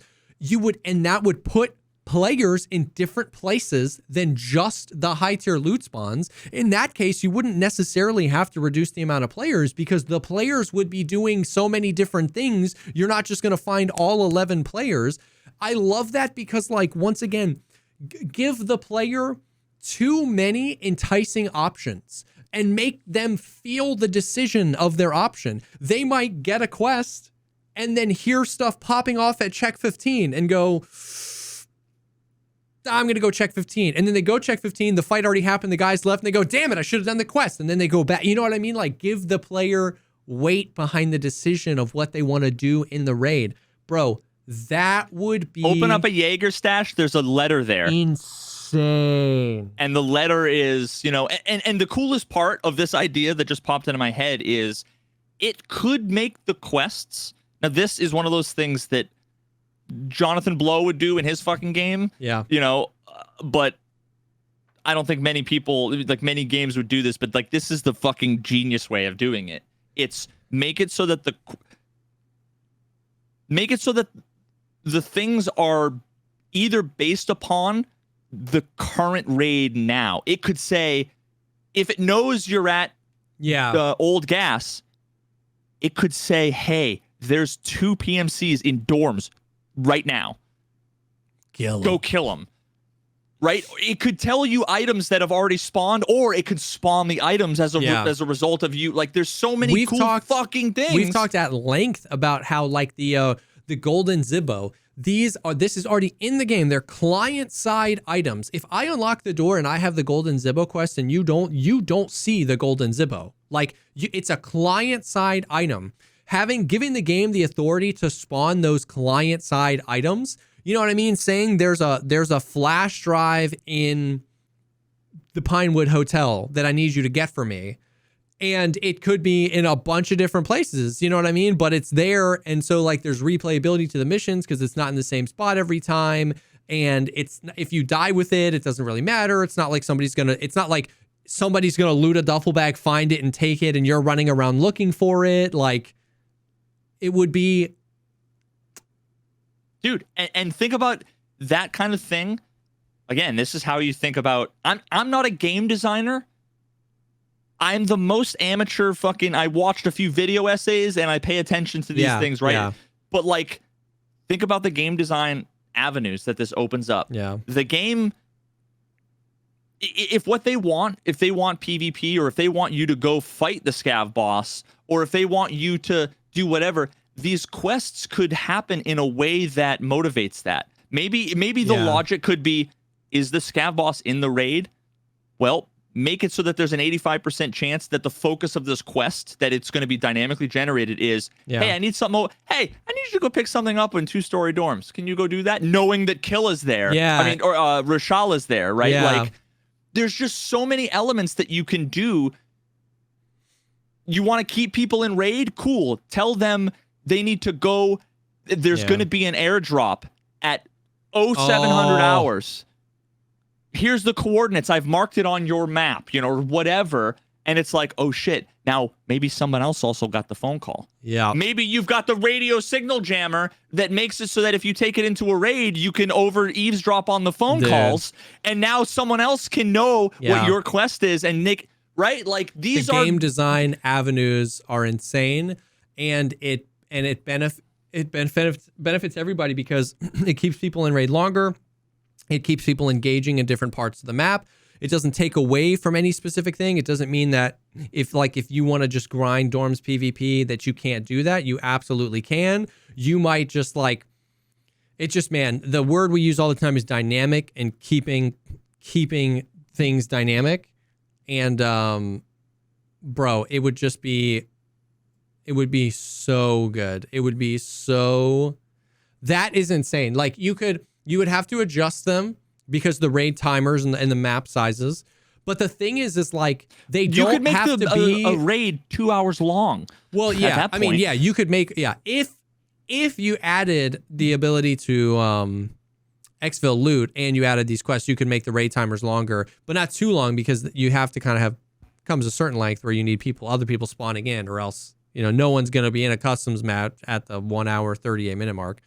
Unless there's a lot of good reasons for it to happen, and they keep bringing in player scavs. I mean, that's like... Yeah, true. That's as close as you can get to open world. Or single player, you know what I mean? Like, willing to stay to the end means the likelihood of you running into players is a lot less. But, like, you could adjust them. And the thing is like, once again, the rewards don't have to be OP. And it's not like... it's not like a daily quest where you're going to get pissed if you got a bad one. The thing is like you're running raids, right? It doesn't matter if you got either a quest you didn't want to do or a quest that wasn't worth it or a quest that you tried to do but didn't do it. They have so little bearing on your entire character's progress, but it does give you something to do when you're in the raid. It's an opportunity for bonus XP. It's an opportunity to push you around and learn the maps. It's an opportunity for PvP or PvE to be happening in different parts of the map. But it's not like you have to make them crazy overpowered. Like, you know what I mean? At all. Yo, that is but also such thinking about it, right? Like, you keep saying they don't have to be overpowered, because I think you'd be worried that people would be like, they're too good, and then they'd have to like, you're already like 3 steps ahead where they would make them OP. That's all people would do, and then people would complain and say that you were farming it, and then Nikita would be like, all right, I'm taking it out of the game or whatever. But here's the thing, like the mindset that they don't have to be OP, like I agree, but at the same time, if the reward is 85 XP and a bottle, a can of Tushonka, well, it then has to be worth it. Yeah, like you want to be excited for the thing you're gonna do and for the reward. Yeah, you know. So imagine if it was OP. Imagine if it was, we'll give you 250,000 rubles and a fleer for going and killing Reshala in this one thing. Yeah, dude. The fact of the matter is that all these little Timmies that have a 0.001 KD have 27 million rubles in this game. Yeah. And I'm broke, and I'm going around killing squads and whatever. It's like, the problem is not, like, why do we have to make it so that people say we have to do all these things to prevent people from farming and getting rich. Yeah. Except all anybody does is farm and get rich. Yeah. Except when you just want to play normally and then you get cucked, and that's true. It's just so silly. You can print money by not playing the game, so why make it bad to print money while playing the game? Would Nikita rather you take an hour to press 3 buttons to buy a couple of components, to then craft them, to press some buttons, and then sell it on the flea market and make 150,000 rubles? Or would Nikita rather people spend an hour running around looting shit and killing people? Yeah. Yep. If the outcome is 150,000 rubles added to the economy, and it's just nonsense. And with like XP, you can kind of make them OP. Like you're saying, you kind of can make the rewards OP with XP, because that benefits everybody. Like Rengar's level 69 right now. Like those guys are going to get to that level no matter what, right? But like little Timmy that doesn't, or guy that's played 5 wipes that doesn't feel like doing setup again and dressing like a scav and shooting people with a shotgun, but they really want to get to level 42 to get max traders. Like XP kind of is meaningless. Like, you know what I mean? So what if the dailies were like, or like, what if the in-game things were like 20,000 XP? You know what I mean? Like the really good level 46 dailies. Like, it's not like that prints money or gear or anything. It just like progresses your character. You know what I mean? Yeah. Now you can make infinite money, and as soon as you get to a certain level, earn insane XP. Yeah. Like I had one that was like turn in like 3 Cordura and like 2 whatever, and it was 37,000 XP, 2 tank batteries, and 87,000 rubles, and like 159.95. And it was like, click, click, click. Wow, I'm a great player. I'm suddenly done the quest that I've been spending. Dude, I've been playing for 945 raids this wipe, never found a fucking tank battery, except the one time I got dicked on by a player scav. And I just clicked my way to earn 2 of them. Yep. While also getting all this other stuff. The fact of the matter is that it's easy to make money in this game doing unfun, annoying things that most people think. Some people enjoy it, and I'm glad you enjoy it. I won't take away your fucking toys. Yeah.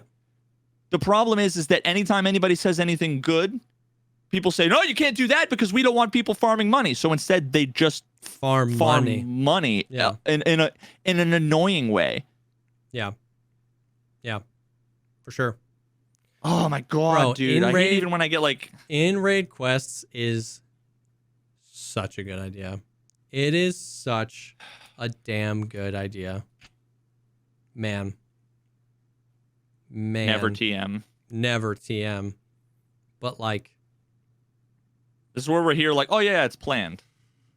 yeah, And then, bro, that's such a good idea. Yeah. Sag. But yeah, that all kind of came from like Streets, and just like Streets has been really, really, really, really fun to play. The performance has been a lot better for me. I know a lot of people still struggle. Hopefully they'll continue to optimize it. We know Streets is going to eventually get a lot bigger than what it is right now, which is more exciting. So we'll see. I threw this on the list just because it's funny.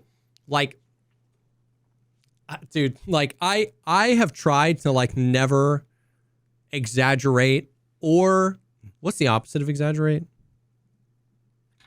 I guess it would just exaggerate the opposite direction. I've never tried to exaggerate for pro or against how many cheaters I've experienced or how many cheaters are in the game. Every time I've talked about cheaters, understate, downplay, yeah, downplay. I've never tried to downplay or exaggerate, because I've tried to understand that I'm only one example, right? Like one person is a drop in the bucket. My perspective as a guy with 6,000 hours in this game is worthless taken on its own, right? If I ran into cheaters every single raid, I could be stream sniped and you could run into none, right? So like I've always tried to like maintain a level.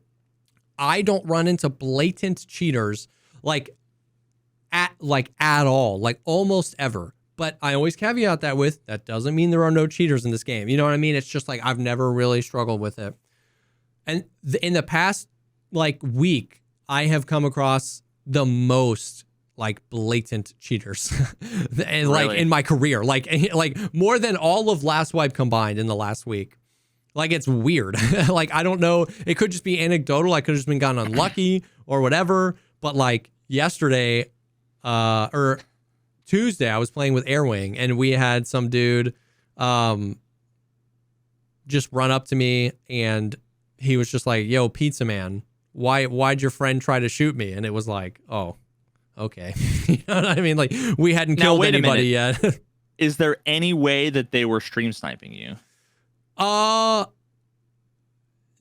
mean, there's a chance they were stream sniping me, but they were also cheating. Like the way he killed me. It was like the dude I told you on Woods that like jumped. Like there is a chance he was stream sniping me, but they were also definitely cheating. Yeah. And so we had the thing on Woods, we had the thing on Streets. I've had a few other things recently. We had me and Valiant had one where like he had the SAG 545 semi-auto AK. We both died. I died 3 seconds after he died, and we both got hit like 4 times only headshot. It was like 1, 2, 3, 4, 1, 2, 3, 4. And I was like, brother, you know what I mean? Like, there's a universe where you hit those, but like, do you hit those really? You know what I mean?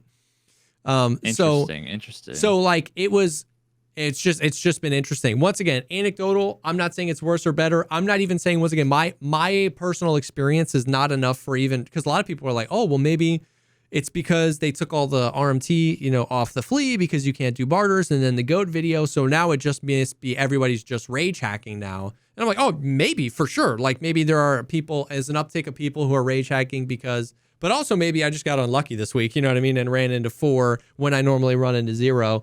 But it's just been interesting. Yeah, a couple people have said a few things like that they've seen a big uptick. I've been playing more in the morning. So there's just less people in general. Like my first 2 raids of the day, I went and just like made like 1 million rubles on Shoreline and came across like 1 PMC that I just like one tapped. So yeah, I've had a couple of encounters that were like questionable, but plenty of like plausible deniability. For sure. Like one of them was on Shoreline, and I was like in one of the rooms, and I just hear like, and I had just killed like Scav Boss maybe like 5 minutes before, and was like healing and whatever. Yeah. And you just hear the squad, just and you just hear them 2 floors above me, just running by, jumping over things, running through barbed wire, whatever, and then all of a sudden, the 5th guy comes, and I'm like holding the angle, and he just runs around the corner and almost like pre-fire, not even pre-fire, but like so much of it is subtle things that are hard to describe that I think a lot of people don't think about.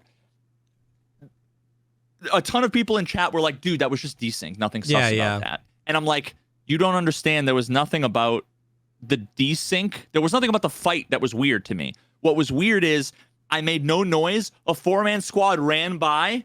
So that everybody who plays in a squad knows they all feel comfortable and invincible at that point, right? The straggler coming last is not going to be like, ready to go. But what was weird is when you hear running, you're like, all right, I'm going to pick off the 5th guy, and then I'm going to like start the reposition, try to pick him off one by one, and I'm holding, and he stops right at the wall. Yep. And then runs out, kind of looking in the direction, and then just bang, bang, 1 tap, 2 taps me, even though I had the jump on him, and it's like, maybe I jump scared him. Maybe he's heard me reload or shuffle or breathing, and maybe, for all I know, he was like, did you guys hear that? Yeah. I think there's someone in this room, right? But you don't get that context. Maybe exactly. The other one was maybe because I had my laser on the wall facing me, ready to peek out. Maybe his teammates down the hall were like, hey, is that your blue laser? And he's like, no. And then the guy was like, oh, shit. And then turned the corner expecting, there are explanations, but there's just a lot of like, I was going to play that perfectly. I had this whole plan in mind. And then the guy just like, gets lucky. Yeah.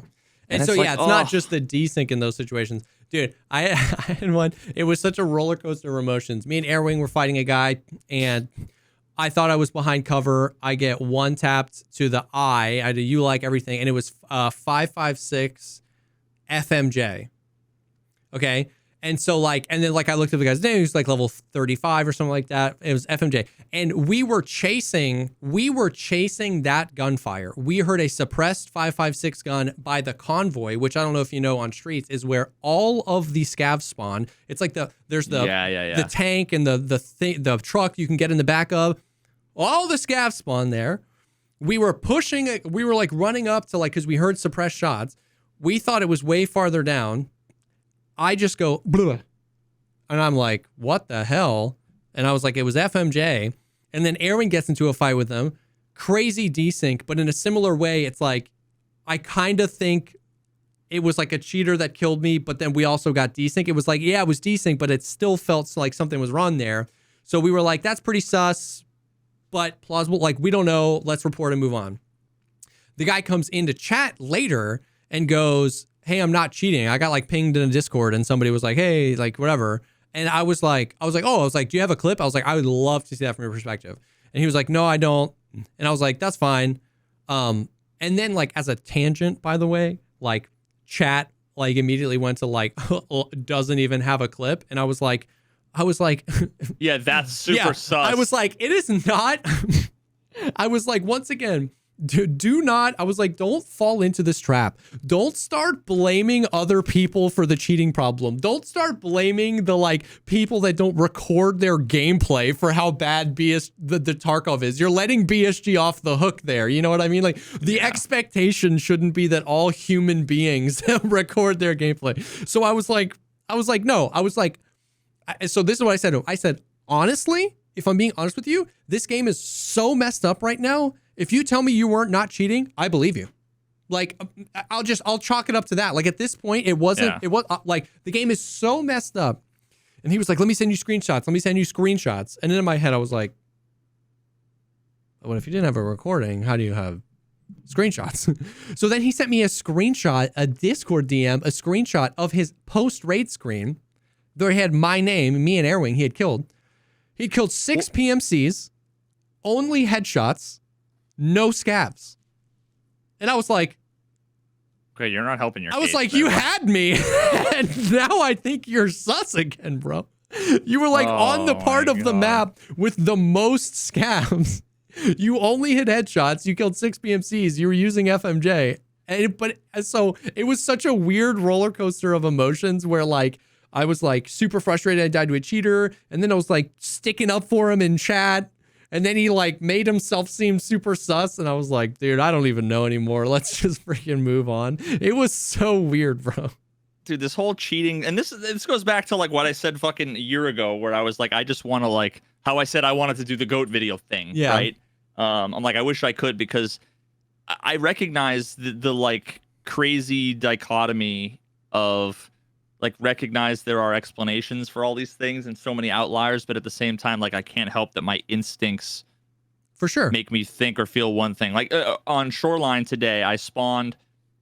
It wasn't like the far back spawn behind Resort, like the historically good one. Yeah. It was actually one that I think is even better. That's like, you know, the rocks in the corner. Yeah, and you can run like on directly. and you're like facing the wrong way. Yeah. Whereas if you turn right, like the rocks in the corner of the resort on East Wing is like right there. I know exactly what I you're got talking that about. spawn, and I'm like, oh, okay, cool. So I'm sprinting towards the rocks, and I hear something to my left. I'm like, what the fuck? Like nobody's ever Yeah. here right now. Yeah. And then I hear some more rustling again. I do a double take, and then I see someone. I'm like, oh shit! And I start shooting, and then they just end up owning me. And their name was like I kill cheaters, and it was headshot 45 Hydra Shock. Yeah. And I'm like, okay, like I've never been killed with Hydra Shock to a face shot. At 30 While meters, I'm wearing a U-latch 18 seconds into a shoreline range. Yeah. Yeah, in this place to a guy named I Kill Cheaters. I'm like, Yeah. if his name was like John Smith 97, it wouldn't have been weird, right? But it's like Yeah. all of these things together. And you know, of course, you also have to recognize, like, if I see a dude with an Alton and I die to 995 or SSAP, I'm like, no one's running that on average. He's a cheater. And then if I see a naked guy and I die to FMJ, I'm like, he's a cheater. So unless you're wearing a rat rig with 856A1, you know, it's all sus. And that's just part of the fucking nature of how fucking shitty the game is and how frustrating and unknowable everything is. Yeah. It's, you know, I think we all just, like, people need to mold about cheaters and about other things, and we all kind of just need to be like, yeah, man, that sucks. Yeah, 100%. And just like not challenge people. That's where I'm at with everything. Even though that's my whole thing, where I spent like 20 minutes today. Someone was like, dude, Flechette. I got sniped from like 100 meters away, like a one tap with Flechette. But the situation felt totally normal. And a bunch of people were like, what the fuck, dude? How is that possible? I'm like, Flechette's OP. And then one guy had basically said how broken in a like not working, like how bad Flechette is. And I was like, show me the clips. And he ended up he was a streamer, and he had like 3 clips of him mostly hitting like the elbows with a third of the Flechette bullets, using like the revolver shotgun, which is already like covers most of the screen and all this other stuff. And I'm just like, I don't know, dude. Like, it's not Flechette's fault. It's either the gun or like desync or Flechette is, you know, nice. Flechette is OP if anything. Yeah. But like, there's some part of me that just feels like we should all nod our head and smile, and then some part of me that's like the problem is that the part of me that says we should challenge everybody so that we can all get like a better understanding of reality and come closer to the truth. I do feel that, and then at the same time, it's like sometimes, I mean, everybody knows me. Sometimes you just want to fucking mold. And have people go, yeah, dude, that sucks. And just nod your head. And anybody who's ever had a wife that's had a bad day, you know, this is totally like the sexist cliche, but it's like they don't want solutions. I'm always like, okay, babe, let me help you. Like, you have this issue with your boss. Like, how I would talk to them. And for the most part, they just want to vent. And for you to go, wow, that sucks. I understand how you feel. Just shut the fuck up. That is exactly, that's why I've been trying to be better at that too, where it's just like, Twitch chat is often not a medium where I can convince anyone of anything anyway. And what I often want is like we say it all the time, where I'm like, just give me a minute to mold and I'll move on. And the stream will continue, but like, just give me a minute. And I often don't consider that, where I'm like, that guy came in and he said, I just tried to cheater 7 raids in a row. This raid sucks. And all I can see is like the statistical likelihood of you dying 7 raids in a row. And it's like, he might just be molding. He might have exaggerated, and he might just be molding. And maybe that's okay. You know what I mean? Like, maybe I can give him that. You know what I mean? Maybe I can give him that. Yeah. Yeah. So yeah, I feel you. But apart from that, with what's going on streets, nothing. There's no real news. There's no real news happening in Tarkov. We don't have any new AMAs. We don't have any new info on Arena or anything. We're just like hoping that this April patch comes soon. Yeah, fucking April Fools. And that's it. That's Tarkov. Unless you have anything else.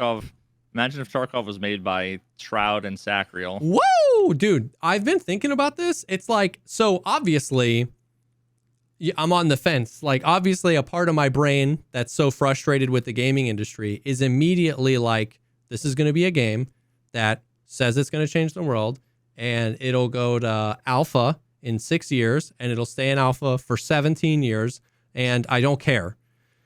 And then a part of me thinks the exact same thing you were saying earlier, where I was like, so for people that don't know, Shroud and Sacriel announced that they're working with, what's the company? They've like Splash Damage. Yeah. They've made I don't know anything about Gears. them, but they've made Gears of War 4. They were in charge of like the Halo Master Chief collection. They made a game I played a lot way back in the day called Brink. They've like worked on games. So they're partnering, Shroud and Sacriel are partnering with them to make an open world survival game. And so part of me is like, this is dumb. It's never going to come out. You know, it's all hype because I'm been burned, right? I'm cynical. I've been burned. But then part of me is like, what I've been saying forever is like, I wish that I wish DayZ and Rust and Tarkov could have a baby and make this beautiful game. And then, because you have the perspective of, you are so sick of X, so someone who like Shroud and Sacriel are sick of the bullshit. Yeah. It's the same thing why we got excited for Dr. Disrespect's game, and then we found out there's NFTs involved, and then the whole thing looks like a dumpster fire. But I'm like, wow, hold on. These guys love Tarkov and DayZ, and Shroud's perspective on gunplay and handling and stuff like that is insane. And I thought the same thing. I haven't interacted personally with Sacriel too much, but like every time I'm in his channel, he is dissecting the game he's playing, and I've never seen him with an L. I've never seen him communicating it perfectly. Yeah, I've never seen him breaking down like, oh, see, this is interesting because the game didn't really tell me to do that. And what if they had done something like this? I'm always like, yeah. Or he's like explaining why a mechanic in a game is really good. And I'm like, yeah. So dude, my first time in his stream, he pulled up the part of the documentation and a bunch of screenshots about the glasses in Tarkov, how they are fucked up. Yeah. And he's like, me and my buddy who's like a Unity guy, this is exactly the problem. And the guy like reproduced it in Unity, the same exact like shader or whatever texture, whatever the thing was. And I just remember being like, okay, you know, like. Yeah. So like Shroud knows gunplay, and Sacriel kind of has a really good perspective from the perspective of a gamer on game design. And they both love all of the games that I wish somebody would make and have a baby with. And then they announce they're making an open world survival shooter. And Shroud is talking about how important the gunplay is to him. And Sacriel, I'm like, so part of me is like, but part of me is like, this is our shot, boys. Like, you know what I mean? Like, this might be as close as we ever get to the opportunity. So, yeah, and they're both huge into MMOs as well, which like there's a lot of aspects that Tarkov kind of wants to take from that, but doesn't really implement well. Like, I don't know, man. Like, if it was just Shroud, I would still be like, okay, I want to see what it is, because like he is like, if you want to design a race car, having Mario Andretti on your design team, he might not be like the best car engineer, right? But he's like, put me in the driver's seat. I'm going to drive it. He's going to drive it and say, this isn't right. Yeah. And that'll be really valuable experience. And that's hugely valuable. I think the fact that Sacriel is involved, the output of Sacriel and Shroud, if you put them in a box and you shove ideas in, the stuff you're going to get out is better than I agree with that. Just That's a good way to Sacriel put or it. just Shroud. Because I think Shroud is obviously like a god gamer, and he has a lot of really good takes on Tarkov. I think a lot of things he gets a little bit wrong about certain aspects where, but I think that Sacriel sitting down with him and being like, well, maybe if you thought about, he'd be like, yeah, you know what, you're totally right. Like having them together to be able to talk. Totally. This is one of those things. What my chat ended up turning into was half of the people were saying, I can't believe all these fucking people are so goddamn hyped over this thing. Like it's going to be this. First of all, I never saw anybody who were hyped that said it's going to be the greatest. Everybody was malding about the theoretical, hypothetical straw man on this side of the spectrum. And the other people were like, this is just going to be some fucking another gamer, whatever thing that's going to come out in 17 years. And it's like, we have no information. Other than these two guys, whether you like them or not. So many layers to that. It's like, it's exactly that. It's like, I haven't seen anybody that's like tweeted out, this will be the game that saves humanity. But the haters are like, that guy's probably out there, so I'm going to mauld about him. And since that guy's not really out there, you have everybody mauling about guys that don't really exist, when fundamentally what they're mauling about is what they're doing, which is formulating a complete opinion about a game they know nothing about. They've just, like, it's still cherry picking if you pick all the bad tasting cherries. You know what I mean? Like, if you just decide that it's going to be bad because, I don't know, I want it to be bad, and so I'm going to say it's bad, then you're doing the same thing as the guy who goes, this is going to be good just because it's going to be good. And you hate that guy. So stop being that guy. I don't know if it's going to be an amazing game or a terrible game.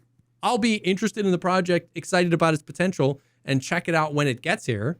But like, yeah, well, fucking, like, when I heard, I'm excited to see what it's going to be. I DM'd Sacriel and I was like, yo, let me know if you ever need like a fucking random playtester or, whatever. And he like instantly responded back. Sacriel's such a dude. He's such a fucking genuine dude. I met Shroud once way back in the day, like right after I got partnered, and like shook his hand. And this is before anybody knew my fucking name. But Sacriel is and Sequisha or two guys that like I just mega look up to in terms of content creators, and in real life they're just super cool, down to earth, genuine dudes that are exactly like they are on their streams. They're both really smart. They have really good takes. Tons of respect for those guys. So I don't want to say like optimistic. But we have no information.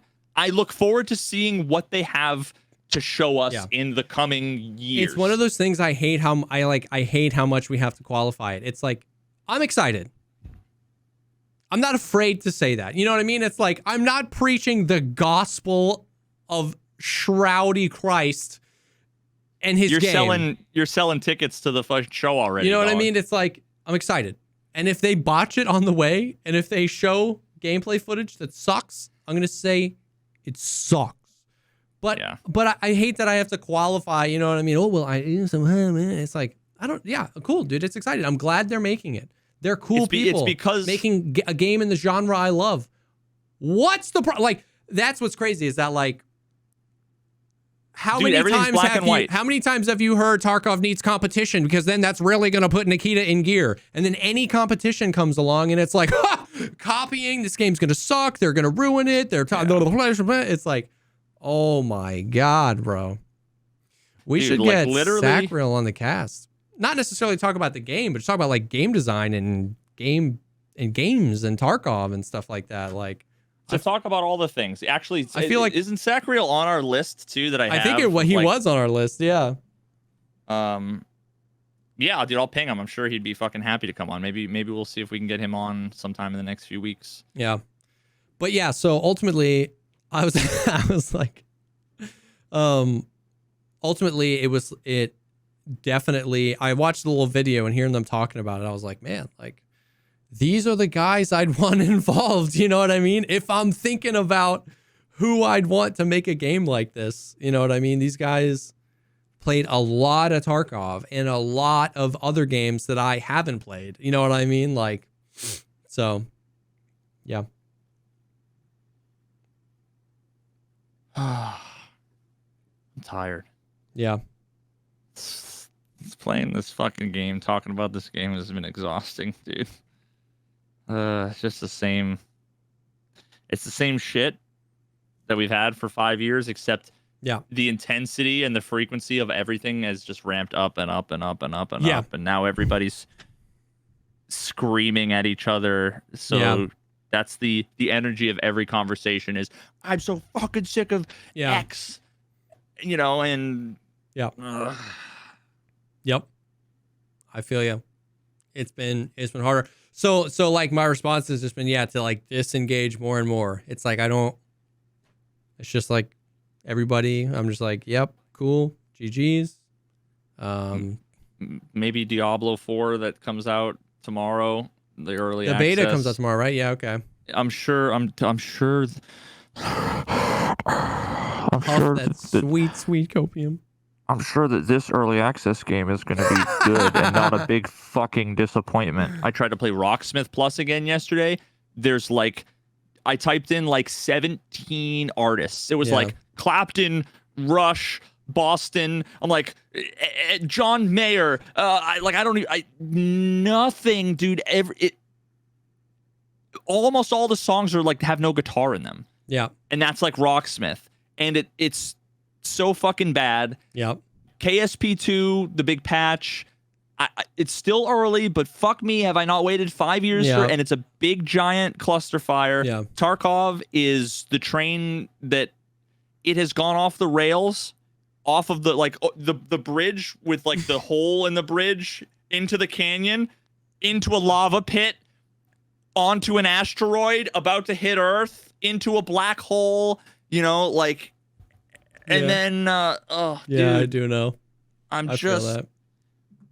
my God. And then all of this in the context of, in the last month and a half, I played 2 games that are the best games I've ever played. Honestly, the more I reflect on it, I'm genuinely considering wanting to replace Ocarina of Time with Outer Wilds as the greatest game of all time. Wow. I'm actually like, it's a candidate. I'm not sure if I've made up my mind yet, but the fact that it's even being considered, I want so badly to make a fucking video essay about how amazing the game is. The problem is, if you've played it, you already know. If you haven't played it, I don't want you to watch my video. I want you to play it. The entirety of the game. Now I understand. In many ways, why I haven't fucking seen anything about the game. It's because like it's designed in that way. The less you know about it, the better. Yeah.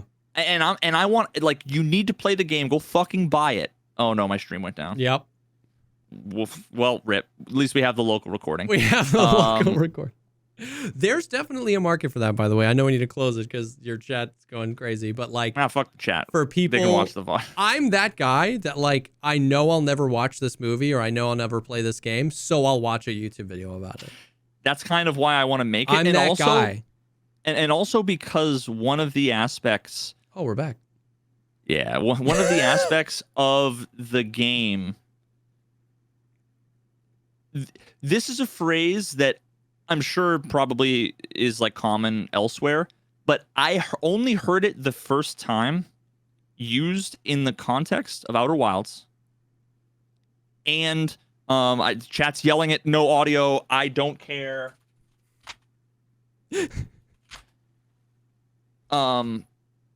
Is so fucking distracting. Yeah. So in the context of fuck, what was I talking about? It's so distracting when Like 700 people are spamming no audio, no audio, no audio, no audio. A term that you've only heard it used in the context of Outer Wilds. Right. It and it's something that every single person who's played the game has said this multiple times, and I've only ever heard it in this context. I want nothing more to erase my memory. Oh yeah. To go back and play the game for the first time again. Yeah. So making a video like this is like you get to watch it and relive it. Yeah.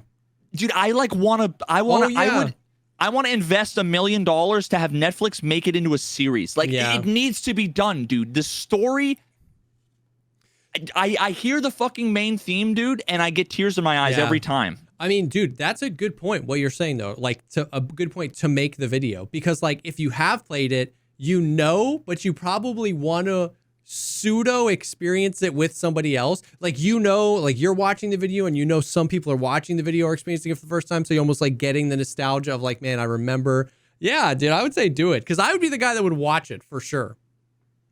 For sure. Maybe I will. Maybe I will. I don't know. We'll see. Yeah. But before a black hole forms in Veritas' chat, we should probably just end it here. But yeah, nothing crazy, but I love just like riffing on how terrible Tarkov is and how excited we are for other projects. So we'll see what happens in the next week or so. But yeah, this will be live normal time Monday.